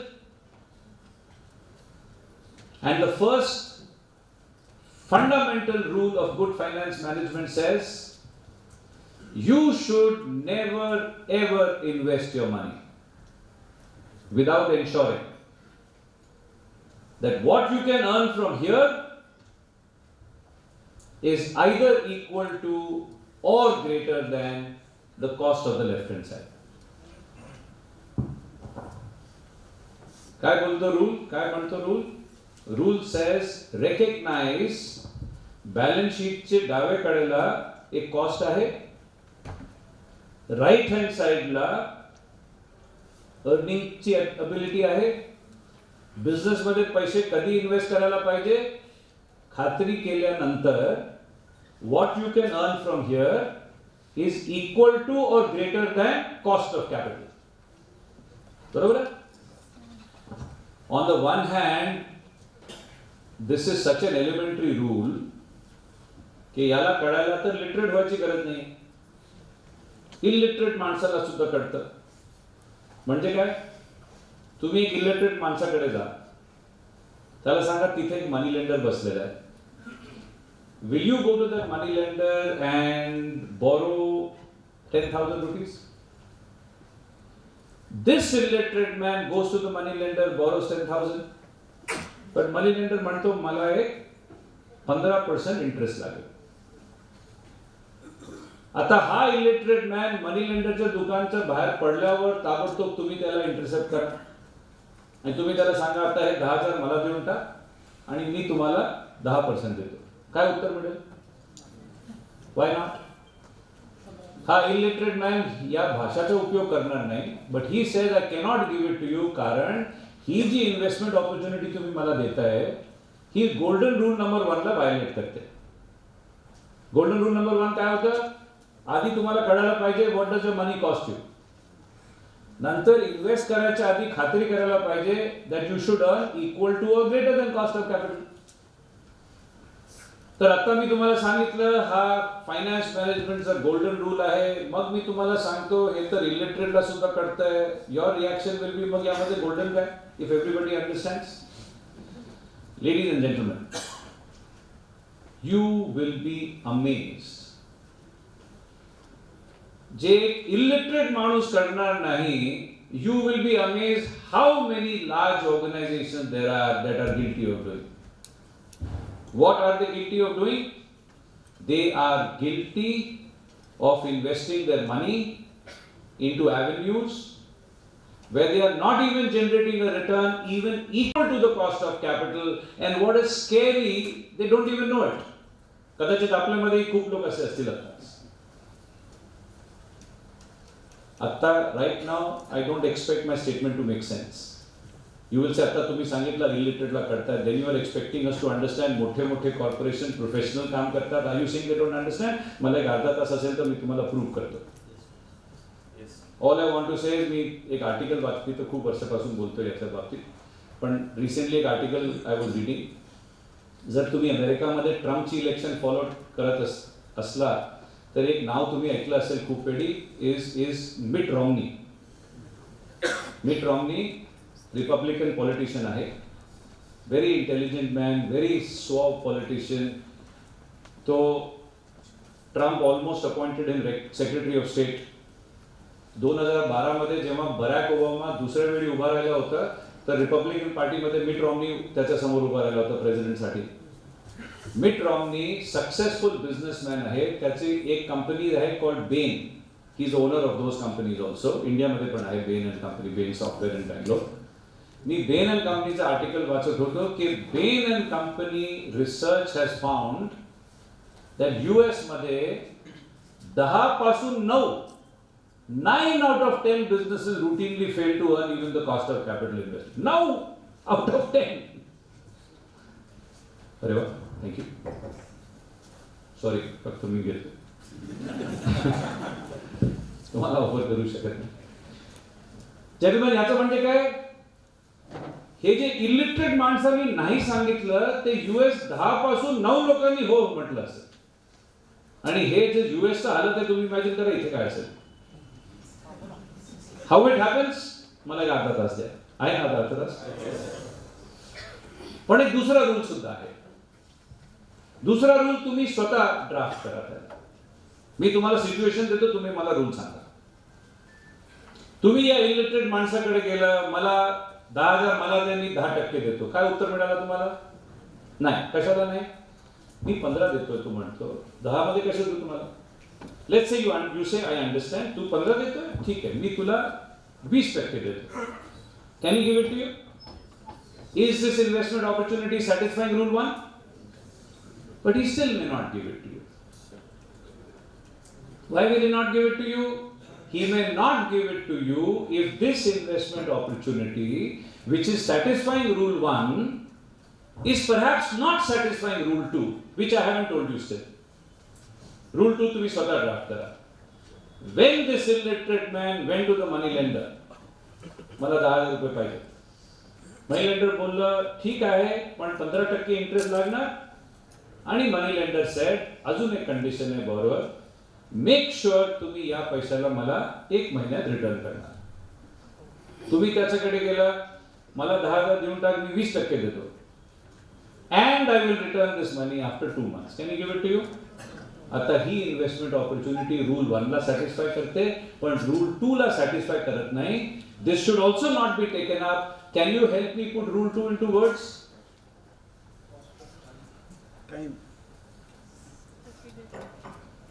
Rule 2 says also don't forget. आधी काय म्हटलं? Don't forget, पैसे free नसतात. Rule 2 says also don't forget, या पैशामधून एकही gift नाही आहे. कुठल्या हेडिंग मध्ये दाखवतो आपण त्याला? याचं म्हणजे काय? ज्यांनी तुम्हाला पैसे दिले ते सगळे कधी ना कधी तुमच्या दाराबाहेर उभे असतील, मला पैसे परत पाहिजे. आणि तुम्ही या पैशाला घेऊन इथे टाकलं, पण this man will want it back. तुम्ही परत कसं करणार? And therefore rule number 2 says, invest करताना खात्री करा, या प्रकारने इन्व्हेस्ट करायला पाहिजे that the asset will bring it back before the liability asks for it back. What is rule number 1? Rule number 1 says assets, investment in assets must generate a return which is at least equal to the cost of capital. And rule number 2 says assets must bring a cash inflow before the liability is demand and outflow. आता जमलं तर मी पहिल्या रूलवर थोडा elaborate करतो. Actually दोन्ही रूलला each rule needs 1.5 to 2 hours of discussion, पण मी थोडा शॉर्ट मध्ये डिस्कस करतो. पहिला rule. So tell me what is rule number 1? Short मध्ये सांगा, रूल नंबर 1 काय? अरे you also listening? Not that. Rule number 1 says sources have a cost, users must earn. And users must not only earn, it must earn equal to or greater than cost of capital. So tell me, to make sure तुम्ही rule number 1 ला violate करत नाही, what is the prerequisite? What is the prerequisite to make sure you don't violate rule number 1? Prerequisite is knowledge about cost of capital, na? How can you make sure you are earning equal to or greater than cost of capital if you don't know your cost of capital? How many of you know your respective cost of capital? You will look to stalwart, sir. You are exempted from answer. But this is scary, na? You are constantly engaged in earning. But how do you know you are earning equal to or greater than cost of capital and not less than? US मध्ये 10 पासून 9 लोक नाही करतात. So prerequisite, आजचं homework तुमचं, calculate your cost of capital. To understand the concept of cost of capital, I want you to imagine he balance sheet तुमची आहे, तुम्ही या बिझनेसचे मालक आहात. आता मी तुम्हाला विचारतो, how much is the cost of capital? If this happens to be your balance sheet, can you tell me what is the cost of capital? Okay, before you tell me cost of capital, tell me याचा capital किती आहे ज्याची cost काढायचा आपण प्रयत्न करतोय. How much is the capital of this company?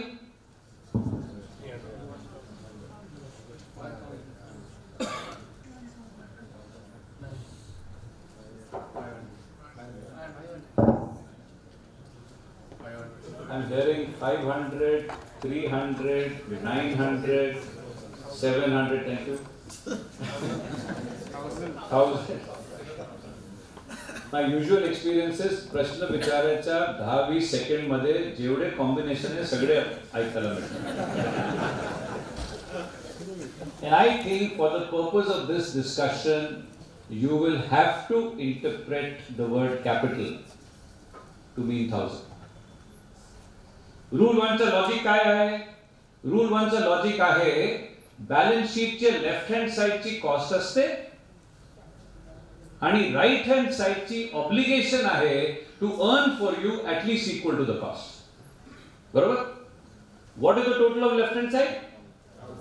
I want to know what does this 1000 cost me, so that I can make sure this 1000 earns for me at least that much. But gentlemen, 1000 on the left has got 4 components. पहिला component काय आहे? कोणाचे पैसे? Ganesh. Component number 2 कोणाचे? गणेशचे. Component number 3 एक बँकरनी दिले at the rate of 12%. आणि component number 4 vendor कडे आपण गेलो, रॉ मटेरियल देऊन टाक, नेक्स्ट मंथ पैसे देणार. आज त्यांनी वेंडरला 100 द्यायचे. Which of these 4 have a cost?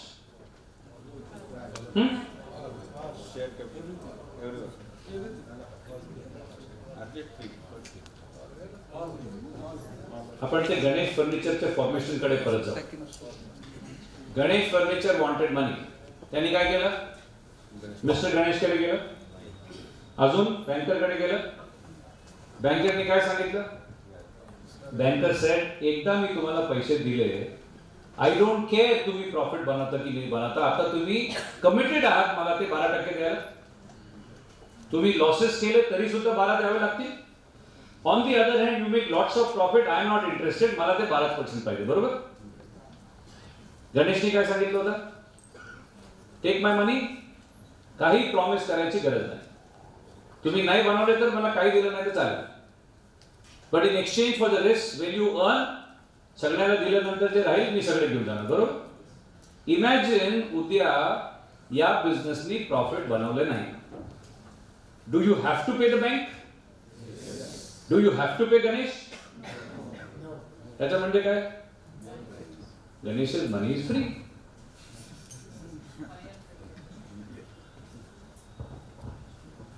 बरोबर?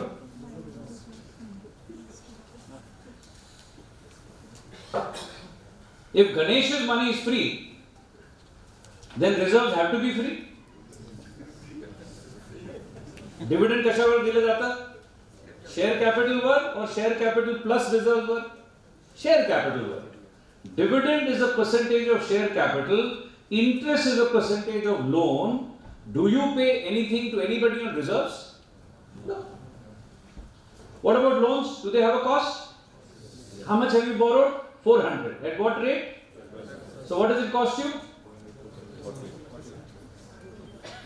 आणि वेंडर कडे गेला, रॉ मटेरियल घेऊन टाका, next month I will pay you.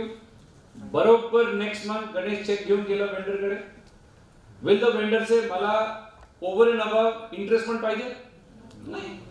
Terms वर pay me next month, he paid next month. Free.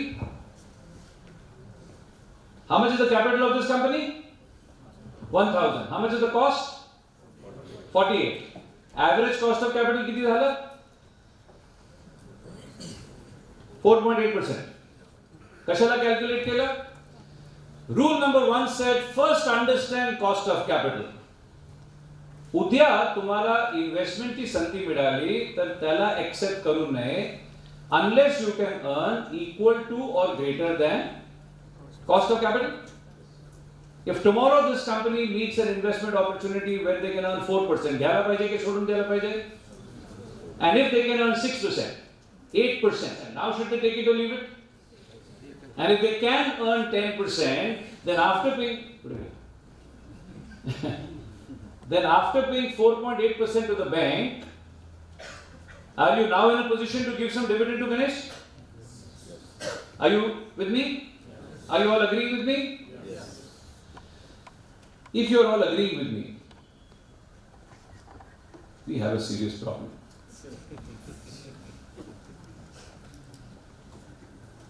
एकदा परत विचारतो, या कंपनीनी शेअर होल्डरकडनं पैसे घेतले, या कंपनीनी बँकरकडनं पैसे घेतले. At the end of a period त्यांनी बँकरला द्यायचे. किती? For argument sake let us say 10 कोटी. What about the share holder? You do not owe him anything. मगर एक शेअर होल्डरची एक्सपेक्टेशन असते, बरोबर? Share holder are expecting a dividend. जर त्यांची एक्सपेक्टेशनला मीट करायचं असेल तर अजून एक 10 कोटी लागतील. How much do you have to pay the bank? 10. How much are shareholders hoping to get? 10. If you want to satisfy both of them, तुमच्याकडे बँक मध्ये मिनिमम बॅलन्स किती पाहिजे? 20. This fellow find त्याच्याकडे बँक मध्ये 10 कोटी आहेत. That means he is either in a position to pay the banker or the shareholder. Who will pay? कशाला बँकरला? Commitment दिली आहे, नाही देणार तर काय होईल? इंटरेस्ट लावणार, इंटरेस्ट वर सुद्धा इंटरेस्ट लावणार,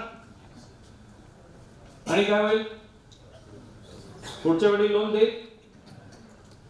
And when Ganesh went to borrow money from the banker said, Ganesh, condition is you have to pay. And Ganesh said, okay. But banker ने गणेशचा वर्ड घेतला नाही. तो म्हटलं, गणेश, वी नो तुम्ही देणार आहे, पण सेफ साईडला तुमची ती बिल्डिंग आहे त्याचे कागद ठेवू मी.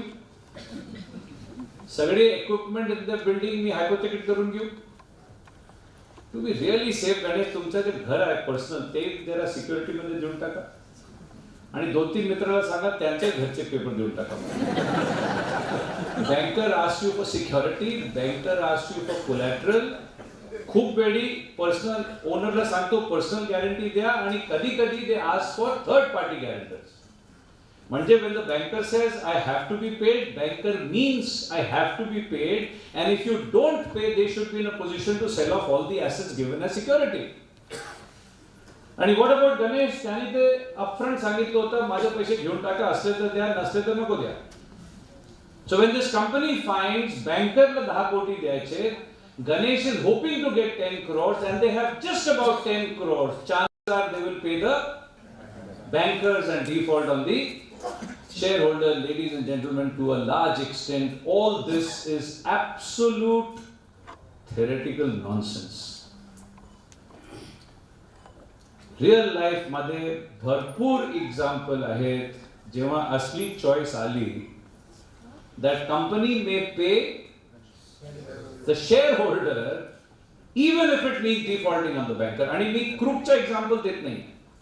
I'm not talking about Vijay Mallya. I'm not talking about Nirav Modi. I am talking about a genuine, honest business person. Respectable business. Excellent track record. खूप वर्षाचं रिलेशनशिप आहे बँकरकडे, बरोबर. एवढी प्रोफेशनल कंपनी आहे, ते जेन्युइनली बिलीव्ह हे दोघे बाहेर आले, दोघे लेंडर आहेत, दोघांना द्यायला इक्वली इम्पॉर्टंट आहे. फक्त रिसेशन चालू होती, कॅश क्रंच होतं, they had just about enough money to pay 1 out of 2 lenders. Crime एवढंच कमिट केलं त्यांनी, जेव्हा हे 2 लेंडर मध्ये चूज करायचा होतं, त्यांनी या लेंडरला चूज केलं, या लेंडरला दिलं नाही. आता काय होईल? जर माझे अझम्पशन्स करेक्ट आहेत, genuine company, honest company, respectable company, old relation with the banker, and recession चालू आहे, आणि banker is well aware recession चालू आहे, कारण रोज फायनान्शियल पेपरमध्ये स्टोरीज येतात. असं सर्कमस्टान्सेस मध्ये जर अशा कंपनीने बँकरला दिलं नाही, बँकर पुढच्या दिवशी येत नाही तिथे मी तुमचे ऍसेट विकायचे, बरोबर. थोडा बहुत सिंपथेटिक अप्रोच घेईल. थोडा आजकाल सिनारिओ चेंज होतोय, कारण thanks to Mallya and Modi and all, but थोड़ा आधीची गोष्ट सांगतो. If this company doesn't pay the bank, what will happen? Maybe for the next month, 2 months, 3 months, nothing happens. मग बँकर फॉलोअप सुरू करतो. एक पोलाइट लेटर येते, तुमची इन्स्टॉलमेंट्स आउटस्टँडिंग आहेत, जरा अप टू डेट घेऊन या. मग त्याचा एक रिमाइंडर येईल, मग त्याचं दुसरं रिमाइंडर येईल, मग ते थ्रेटनिंग लेटर यायला सुरू होतात. Either you pay up or we will have to take legal action. Now a few months have passed. Now a borrower जातो बँकरकडे अपॉइंटमेंट घेऊन की मला बिफोर यू टेक ॲक्शन मला एक 5 मिनिट भेटायचं आहे. Meats the banker, tails a mister banker, तुम्हाला जर लिगली प्रोसीड करायचं असेल तर that is your choice, I cannot stop you. But mister banker, एवढा महिना आधी मी तुम्हाला 10 कोटी द्यायचे होते, आज तर 20 कोटी द्यायचे. ट्रूथ हे आहे, तुम्ही माझे सगळे ॲसेट विकून टाकले, 10-11 कोटी पासून जास्त मिळणार नाही. तुमचाही लॉस होईल, माझाही लॉस होईल. But be that as it may, before you make up your mind what action you want to take, मला फ्यू फॅक्ट सांगायचे. एवढे महिने झाले बिझनेस नव्हतं, रिसेशन होती, कॅश क्रंच होतं म्हणून तुम्हाला दिलं नाही. But because there was no business, माझ्याकडे खूप फ्री टाइम होता. मी डिटेल स्टडी केली आहे, where did we go wrong, आणि एक प्लॅन ऑफ ॲक्शन बनवला आहे, how to get out of this mess. हे माझं प्लॅन ऑफ ॲक्शन मी अटॅच केलं आहे माझ्या ॲप्लिकेशनला. माझा वर्ड घेऊ नका, तुमच्या एक्सपर्टनी व्हेरीफाय करा. जर सेन्स बनत असेल तर मला टाइम द्या इम्प्लिमेंट करायला. मग काय होईल, सगळे पैसे रिकवर होतील. तुम्ही बँकेला काय ऑप्शन दिलं? ऑप्शन ए, पाहिजे तर सगळे असेट विकून टाका. काय होईल? 20 कोटीमधून 10-11 कोटी रिकवर होतील. Option B, here is the plan of action. If it makes sense, allow me time to implement the plan of action. त्यामध्ये सगळे पैसे रिकवर होतील. So do you want to recover half the money or do you want to recover all the money? If you want to recover all the money, allow me time to implement the plan of action. एक छोटा problem अजून आहे, plan of action implement करायला एक 15 कोटीचं loan पण पाहिजे. If you give me the new loan, I promise you old loan and new loan will both be paid back. आजकाल कदाचित नाही मिळणार, घाबरलेत सगळे, पण त्याच्या आधी इट वॉज अ नॉर्म. पण पॉइंट काय, मी हे उदाहरण कशाला देतोय, मेसेज काय कम्युनिकेट करतोय. जर माझ्या उदाहरणाने तुम्हाला मेसेज हे मिळालं आहे, आय हॅव सेड, कुणीही बँकरला पैसे नाही दिले तर त्याला काही होणार नाही, मग आय एम सॉरी, मी रॉंग कम्युनिकेट केलं.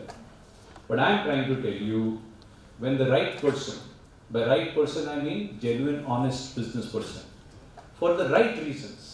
Bye right reasons I mean stuff like recessions and circumstances beyond this control.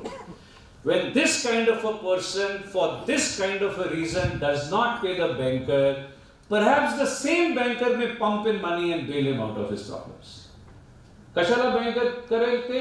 कारण तुम्ही एक रिझनेबल लेंडरशी डील करताय, ज्याला तुम्ही कन्व्हिन्स करू शकताय मला अजून पैसे देणे माझ्यापेक्षा जास्त तुमच्या इंटरेस्टमध्ये आहेत. I am trying to tell you, this lender is a reasonable lender. This lender is the most unreasonable of all lenders. तुम्ही बँकरला नाही दिले, कदाचित बोरो करू, मी गॅरंटी करत नाही, कदाचित परत बोरो करू शकणार. पण जेंटलमॅन, तुम्ही शेअर होल्डर नाही दिलं, मी स्टॅम्प पेपरवर लिहून देतो, आयुष्यात दुसरी पब्लिक इश्यू करू शकणार नाही. और I am asking you once again, ओनर्सचे पैशाची कॉस्ट आहे का? ऑफकोर्स आहे. It will be naive to think owner's money is free. आता मी पब्लिक लिमिटेडचा पॉइंट ऑफ व्ह्यू घेतोय, नंतर प्रोप्रायटरीचा पॉइंट ऑफ व्ह्यू बघू आपण. मला सांगा, इंडियामध्ये शेअर मार्केटची डिस्कशन झाली तर पहिलं नाव कुठलं लक्षात येतं? Reliance, Dhirubhai Ambani. I am asking you, do you think Mr. Ambani could have become what he became in his lifetime had you treated shareholders shabbily? एक वर्ष त्यांनी डिव्हिडंड दिलं, दुसऱ्या वर्ष सांगतात मला मूड नाही, तिसऱ्या वर्ष डिव्हिडंड देतात, चौथ्या वर्षी सांगतात माझ्याकडे पैसे नाही. Can he do that? He can do that, मग दुसरी पब्लिक इश्यू आली नसती त्यांची. But when you take care of your shareholder, त्याचा परिणाम काय असतं? सेम जे त्यांना मिळालं ते काय आहे? त्यांच्या संपूर्ण आयुष्यात शेवटची गोष्ट धीरूभाई अंबानी बघत असतील, प्रोजेक्ट सुरू करायच्या आधी किती 1000 करोडची जरूरत आहे. वाईट दिवसामध्ये सुद्धा रिलायन्सची पब्लिक इश्यू आली, is it conceivable his issue will not be subscribe? It will not only be subscribed, it will probably be heavily oversubscribed, even if capital market is down in the dumps. Do you think it would have happened if you did not take care of the shareholders? Does owners' money have a cost? Yes. But the next question is, then how much is the cost? Loan ची cost आपण कसं मोजतो? Rate of interest. Shareholder ची cost कशी मोजायची? Let's say rate of dividend. सगळ्यात महाग loan कुठला बघितलं तुम्ही बँकिंग सेक्टर मधून? बिझनेस लोन, पर्सनल लोन आहे. 10, 11, 12, 13, 14, 15. सगळ्यात स्वस्त शेअर कुठला बघितलंय? Have you noticed B grade company पण dividend देते तर 30-40% देऊन टाकते? I'm now telling you, not only owner's money has a cost, but the cheapest share is more expensive than the most expensive loan. Reliance ने year of inception मध्ये 50% सुरू केलं and they went on rising. Bajaj auto किती वर्ष 100% dividend देत होतं मला लक्षात नाही, त्यानंतर ते पुढे गेले. L&T 700, 800, 900% देतो. हिरो मोटरच्या शेअर होल्डरला लास्ट इयर 3,500% इंटरिम डिव्हिडंड मिळाला होता. 70 रुपये 2 रुपयाच्या शेअर मध्ये अजून एक 3,250% फायनल डिव्हिडंड. थोडे आहे माझ्याकडे statistics. State bank of India 360, L&T 855, Infosys 700, hero motor 3,250 final dividend आहे. त्याच्या आधी इंटरिम डिव्हिडंड आला होता 3,500. I am trying to ask you, does owner's money have a cost? Answer is not only it has a cost, it has a huge cost. So do you appreciate आपल्याला हे 4.8 आपण calculate केलं त्याला परत करावं लागेल? हे परत कॅल्क्युलेट करायला मी शेअर कॅपिटलच्या समोर एक extremely conservative I am writing 40%. Am I saying owner's money has a cost only when you are a public limited company? What if you are a proprietary concern? Imagine गणेशनी proprietary concern सुरू केली. त्याच्या पैशाची cost आहे का? आता approach different घ्यायला लागेल. Ganesh furniture मध्ये पैसे कशाला टाकले? नाही टाकले असते तर ही कुठे केप्ट इन अ बँक 5% मिळाले असतील. एफडी मध्ये 8%, बॉन्ड मध्ये 12%, रिस्की वेंचर्स मध्ये 15, 18, स्टॉक मार्केट मध्ये इंडियामध्ये 20-25% मिळायला कठीण नाही. म्युच्युअल फंड देऊन टाकतात तेवढे. ती कुठे टाकलं?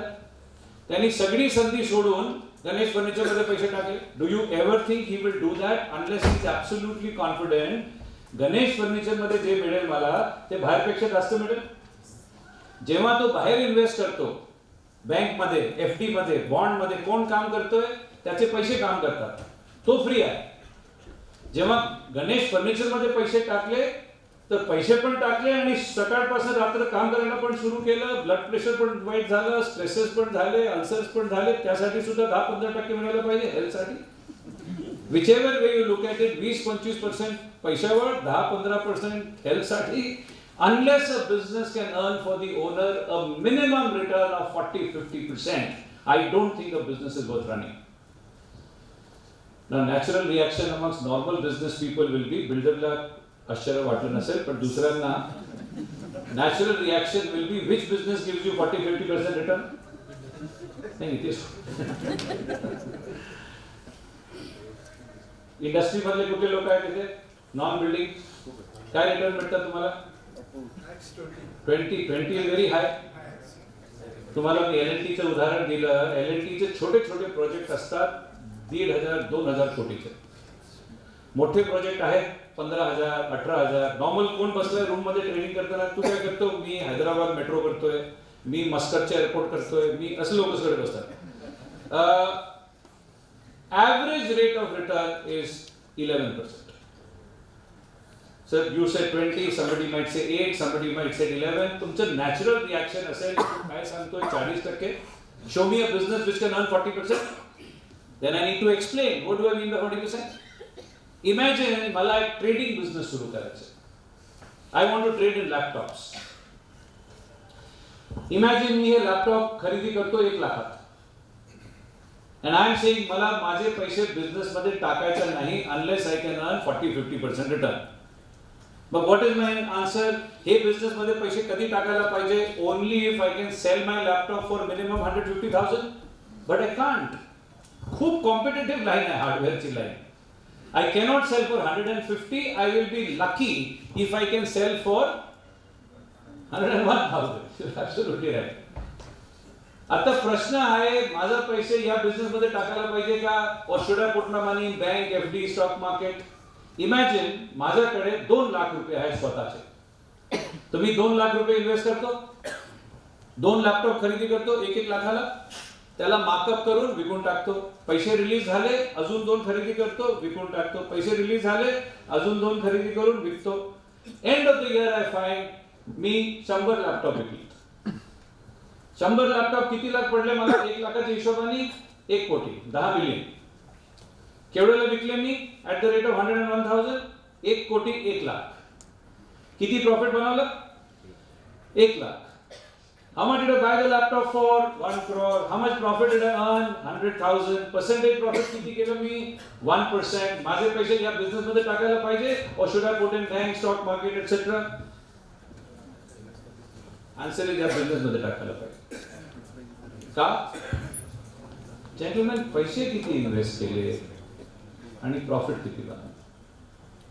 I have generated a return on investment of, me return on investment बोलतोय. तुमचं 20% मार्कअप आहे. ROI could be anything. Am I making sense? So those who say 40% is too much are wrongly thinking me markup ची बोलतोय.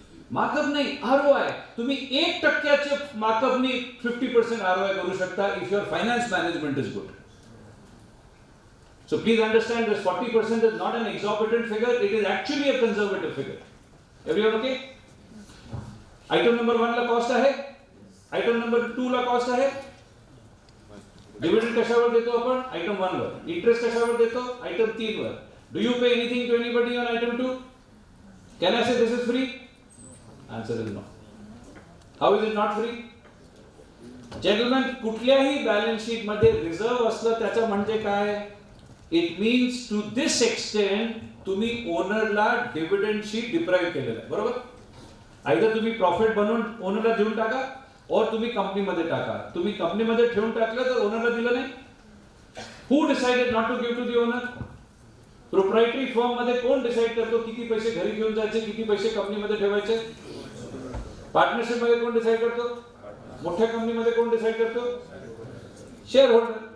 If shareholders are too many, decisions get routed via the elected representatives called the board of directors. कोण elect करतो बोर्डला? Whose interest is the board supposed to protect? So when the board takes a decision, आपण profit बनवलाय, त्याला dividend देऊन टाकू, ही decision शेअरहोल्डरच्या interest मध्ये आहे.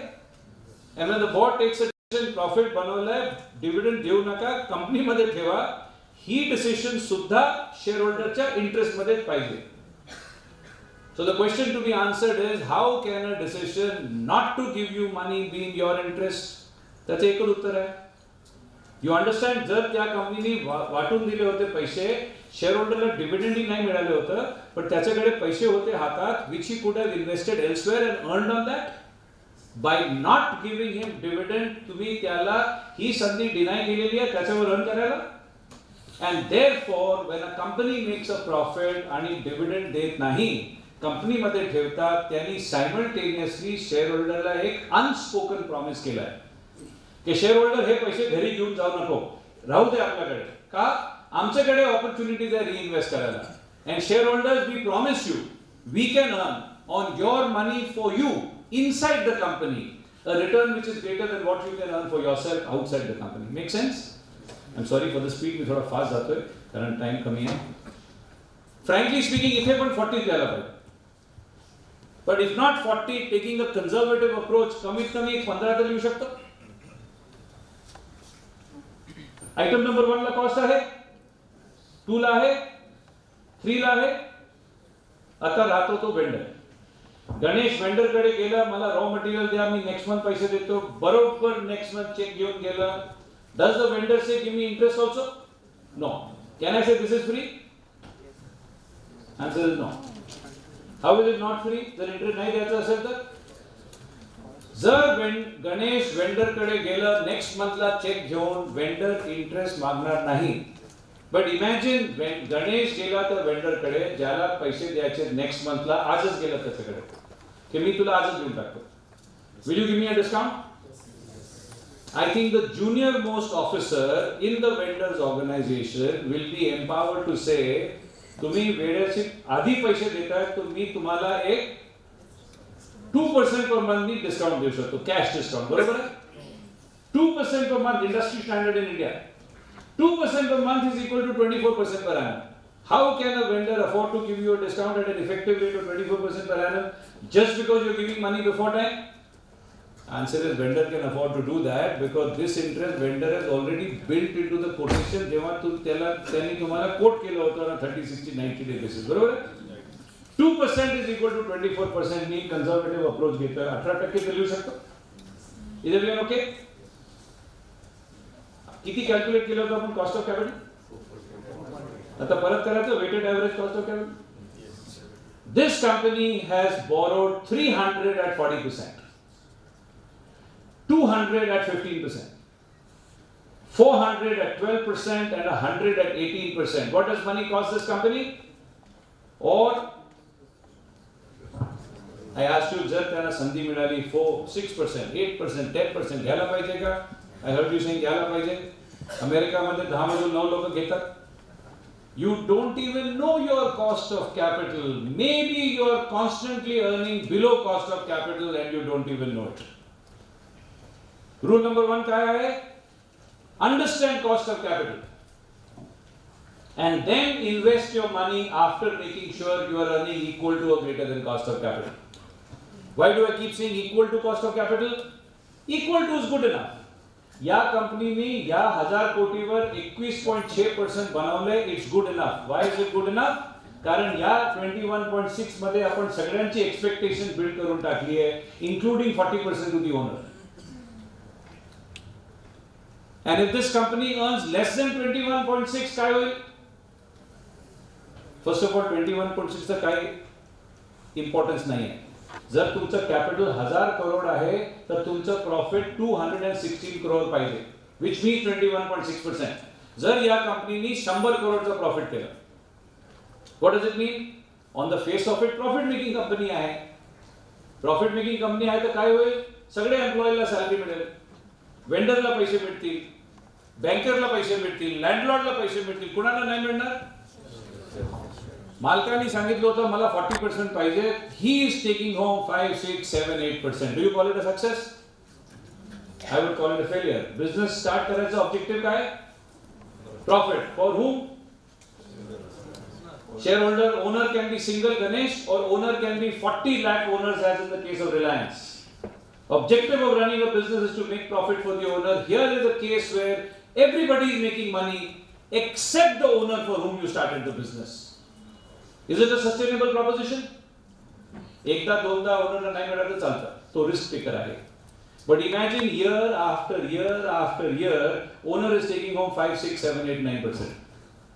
Is it difficult to visualize this owner getting together, all of them, and having a little discussion? आपण कशाला सुरू केला हा बिझनेस?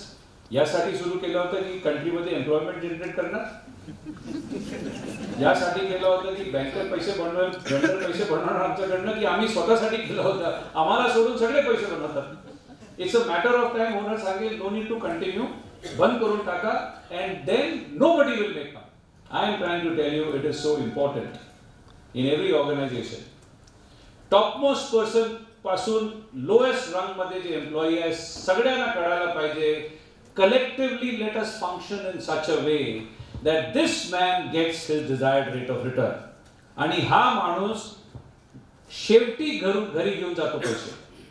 जर त्याला त्याचा रेट ऑफ रिटर्न मिळाला, त्याचा म्हणजे अलॉंग द व्हॅल्यू चेन सगळ्यांना त्याचा रेट ऑफ रिटर्न मिळाला आहे. And that is the only sustainable win situation. Win for the employee, win for the vendor, win for the banker, win for the shareholder. हा कधी होणार या कंपनीमध्ये? When they earn a minimum return of 21.6%. Make sense? आता time असेल तर मी तुम्हाला 2 bad news देऊन टाकतो. सॉरी, जाता जाताना 2 बॅड न्यूज देतो. चालेल? 5 मिनिट. ही कंपनी सर्वाइव्ह कधी करणार? Left hand side cost you how much?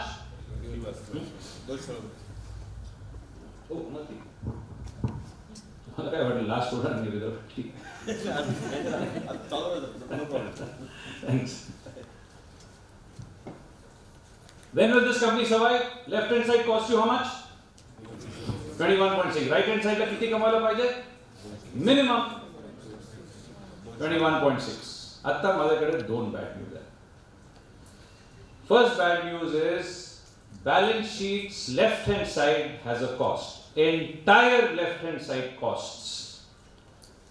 But the entire right hand side does not earn. कशाला earn करत नाही? आजचे थोडे होमवर्क देतो तुम्हाला. होमवर्क नंबर 1 स्वतःची बॅलन्स शीट उचलून कॉस्ट ऑफ कॅपिटल काढा. होमवर्क नंबर 2 तुमच्याकडे काय ॲसेट आहे त्याची एक बेरीज बनवा. काय ॲसेट आहे तुमच्याकडे? मॅन्युफॅक्चरिंग मध्ये असणार तर जमीन असेल, बिल्डिंग असेल, मशिनरी असेल, ट्रेडिंग मध्ये असणार तर दुकान असेल, इन्व्हेंटरी असेल, शोरूम असेल, IT मध्ये असणार तर ऑफिस असतील, equipment, hardware, software, furniture. Correct? Make a list of your assets. You will discover दर ॲसेटच्या समोर you will be able to write either the letters PA or the letters NPA. What does PA stand for? And what does NPA stand for? And what does non-performing mean? तुमच्याकडे car आहे, खूप चांगली चालती आहे, performing आहे की non performing आहे? तुमची कार नॉन परफॉर्मिंग ॲसेट आहे, टॅक्सीवाल्याची कार परफॉर्मिंग ॲसेट आहे. By non performing I don't mean त्याची फंक्शन परफॉर्म करत नाही. Some assets earn for you, some assets don't earn for you. My observation is जर तुम्ही एक्स्ट्रीमली लकी असेल तर कदाचित तुमची ब्रेकअप परफॉर्मिंग नॉन परफॉर्मिंगची 50-50 असेल. If you are lucky. If not, NPA can be higher. How does it alter your equation? डावीकडेची cost किती आहे? 21.6. उजव्याकडेला किती? Right side should earn for you how much? Minimum 21.6. And now to your horror you find half the right hand side doesn't earn. How much should the other half earn for you? Oh my God. Oh my God. Oh my God. दूसरी bad news Ooltah. Even second piece of bad news is even performing assets do not perform throughout the year. If you work 6 days in a week, 52 days they don't perform. God forbid if you work 5 days in a week, 104 days they don't perform. पण इंडियामध्ये तर फेस्टिवलचीच कमी नाही. अजून बंद असतात, बंद पण असतात, स्ट्राईक्स आणि बंद पण असतात. मग मॅन्युफॅक्चरिंग मध्ये ब्रेकडाऊन असतं, मेंटेनन्स शटडाऊन असतं, मग सिक लीव्स असतात, annual leaves असतात. Somebody has worked out the best company in the world performs maybe 2/3 in the year. But gentlemen, do you understand liability सुट्या घेत नाही? कुठला बँकर सांगत नाही संडे काम करत नाही, इंटरेस्ट द्यायची गरज नाही. Liability meter is on 365 days. Performing asset doesn't perform throughout the year. And you are now expected to earn 43.2%, but over 2/3 of the year, the effective targeted annualized rate of return becomes. जर तुम्हाला कळतंय मी काय सांगतोय तर आज रात्र झोप येणार.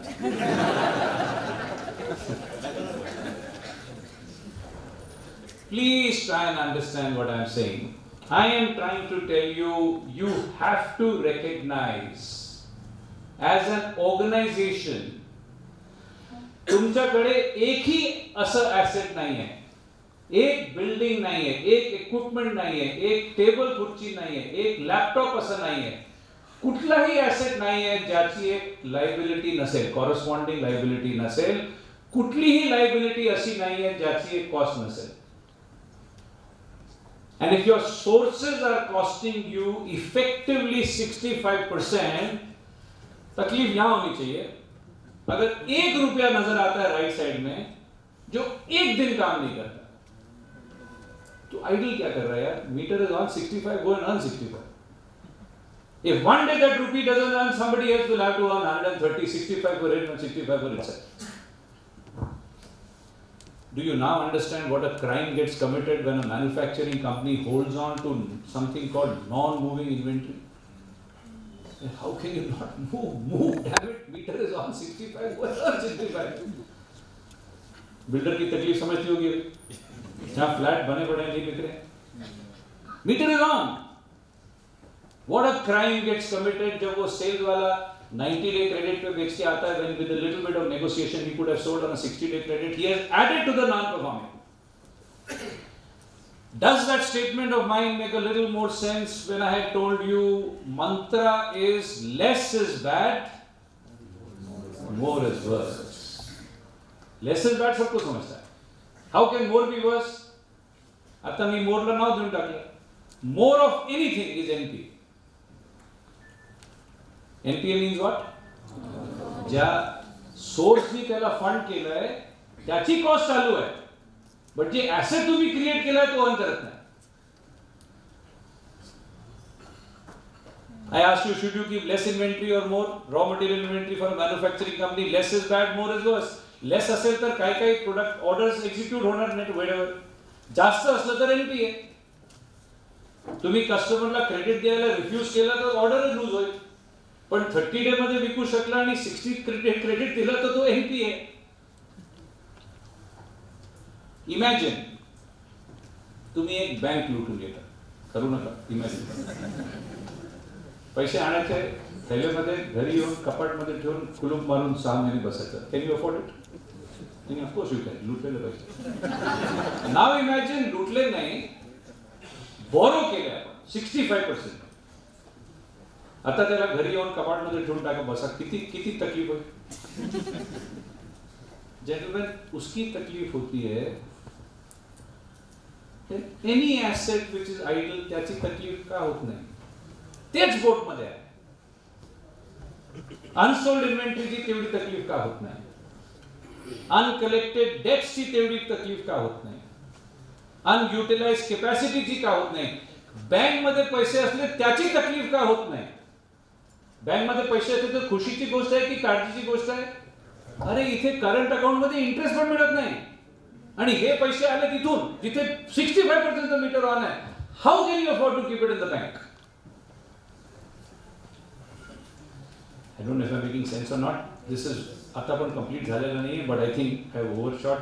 Thank you so much for listening patiently. Think about what I have said. इथेच तुम्हाला एवढे सिक्रेट मिळतील. विदाउट इन्क्रीजिंग टर्नओव्हर तुमचं प्रॉफिट डबल होऊ शकतं if you start cleaning up your balance sheet. Thank you so much sir.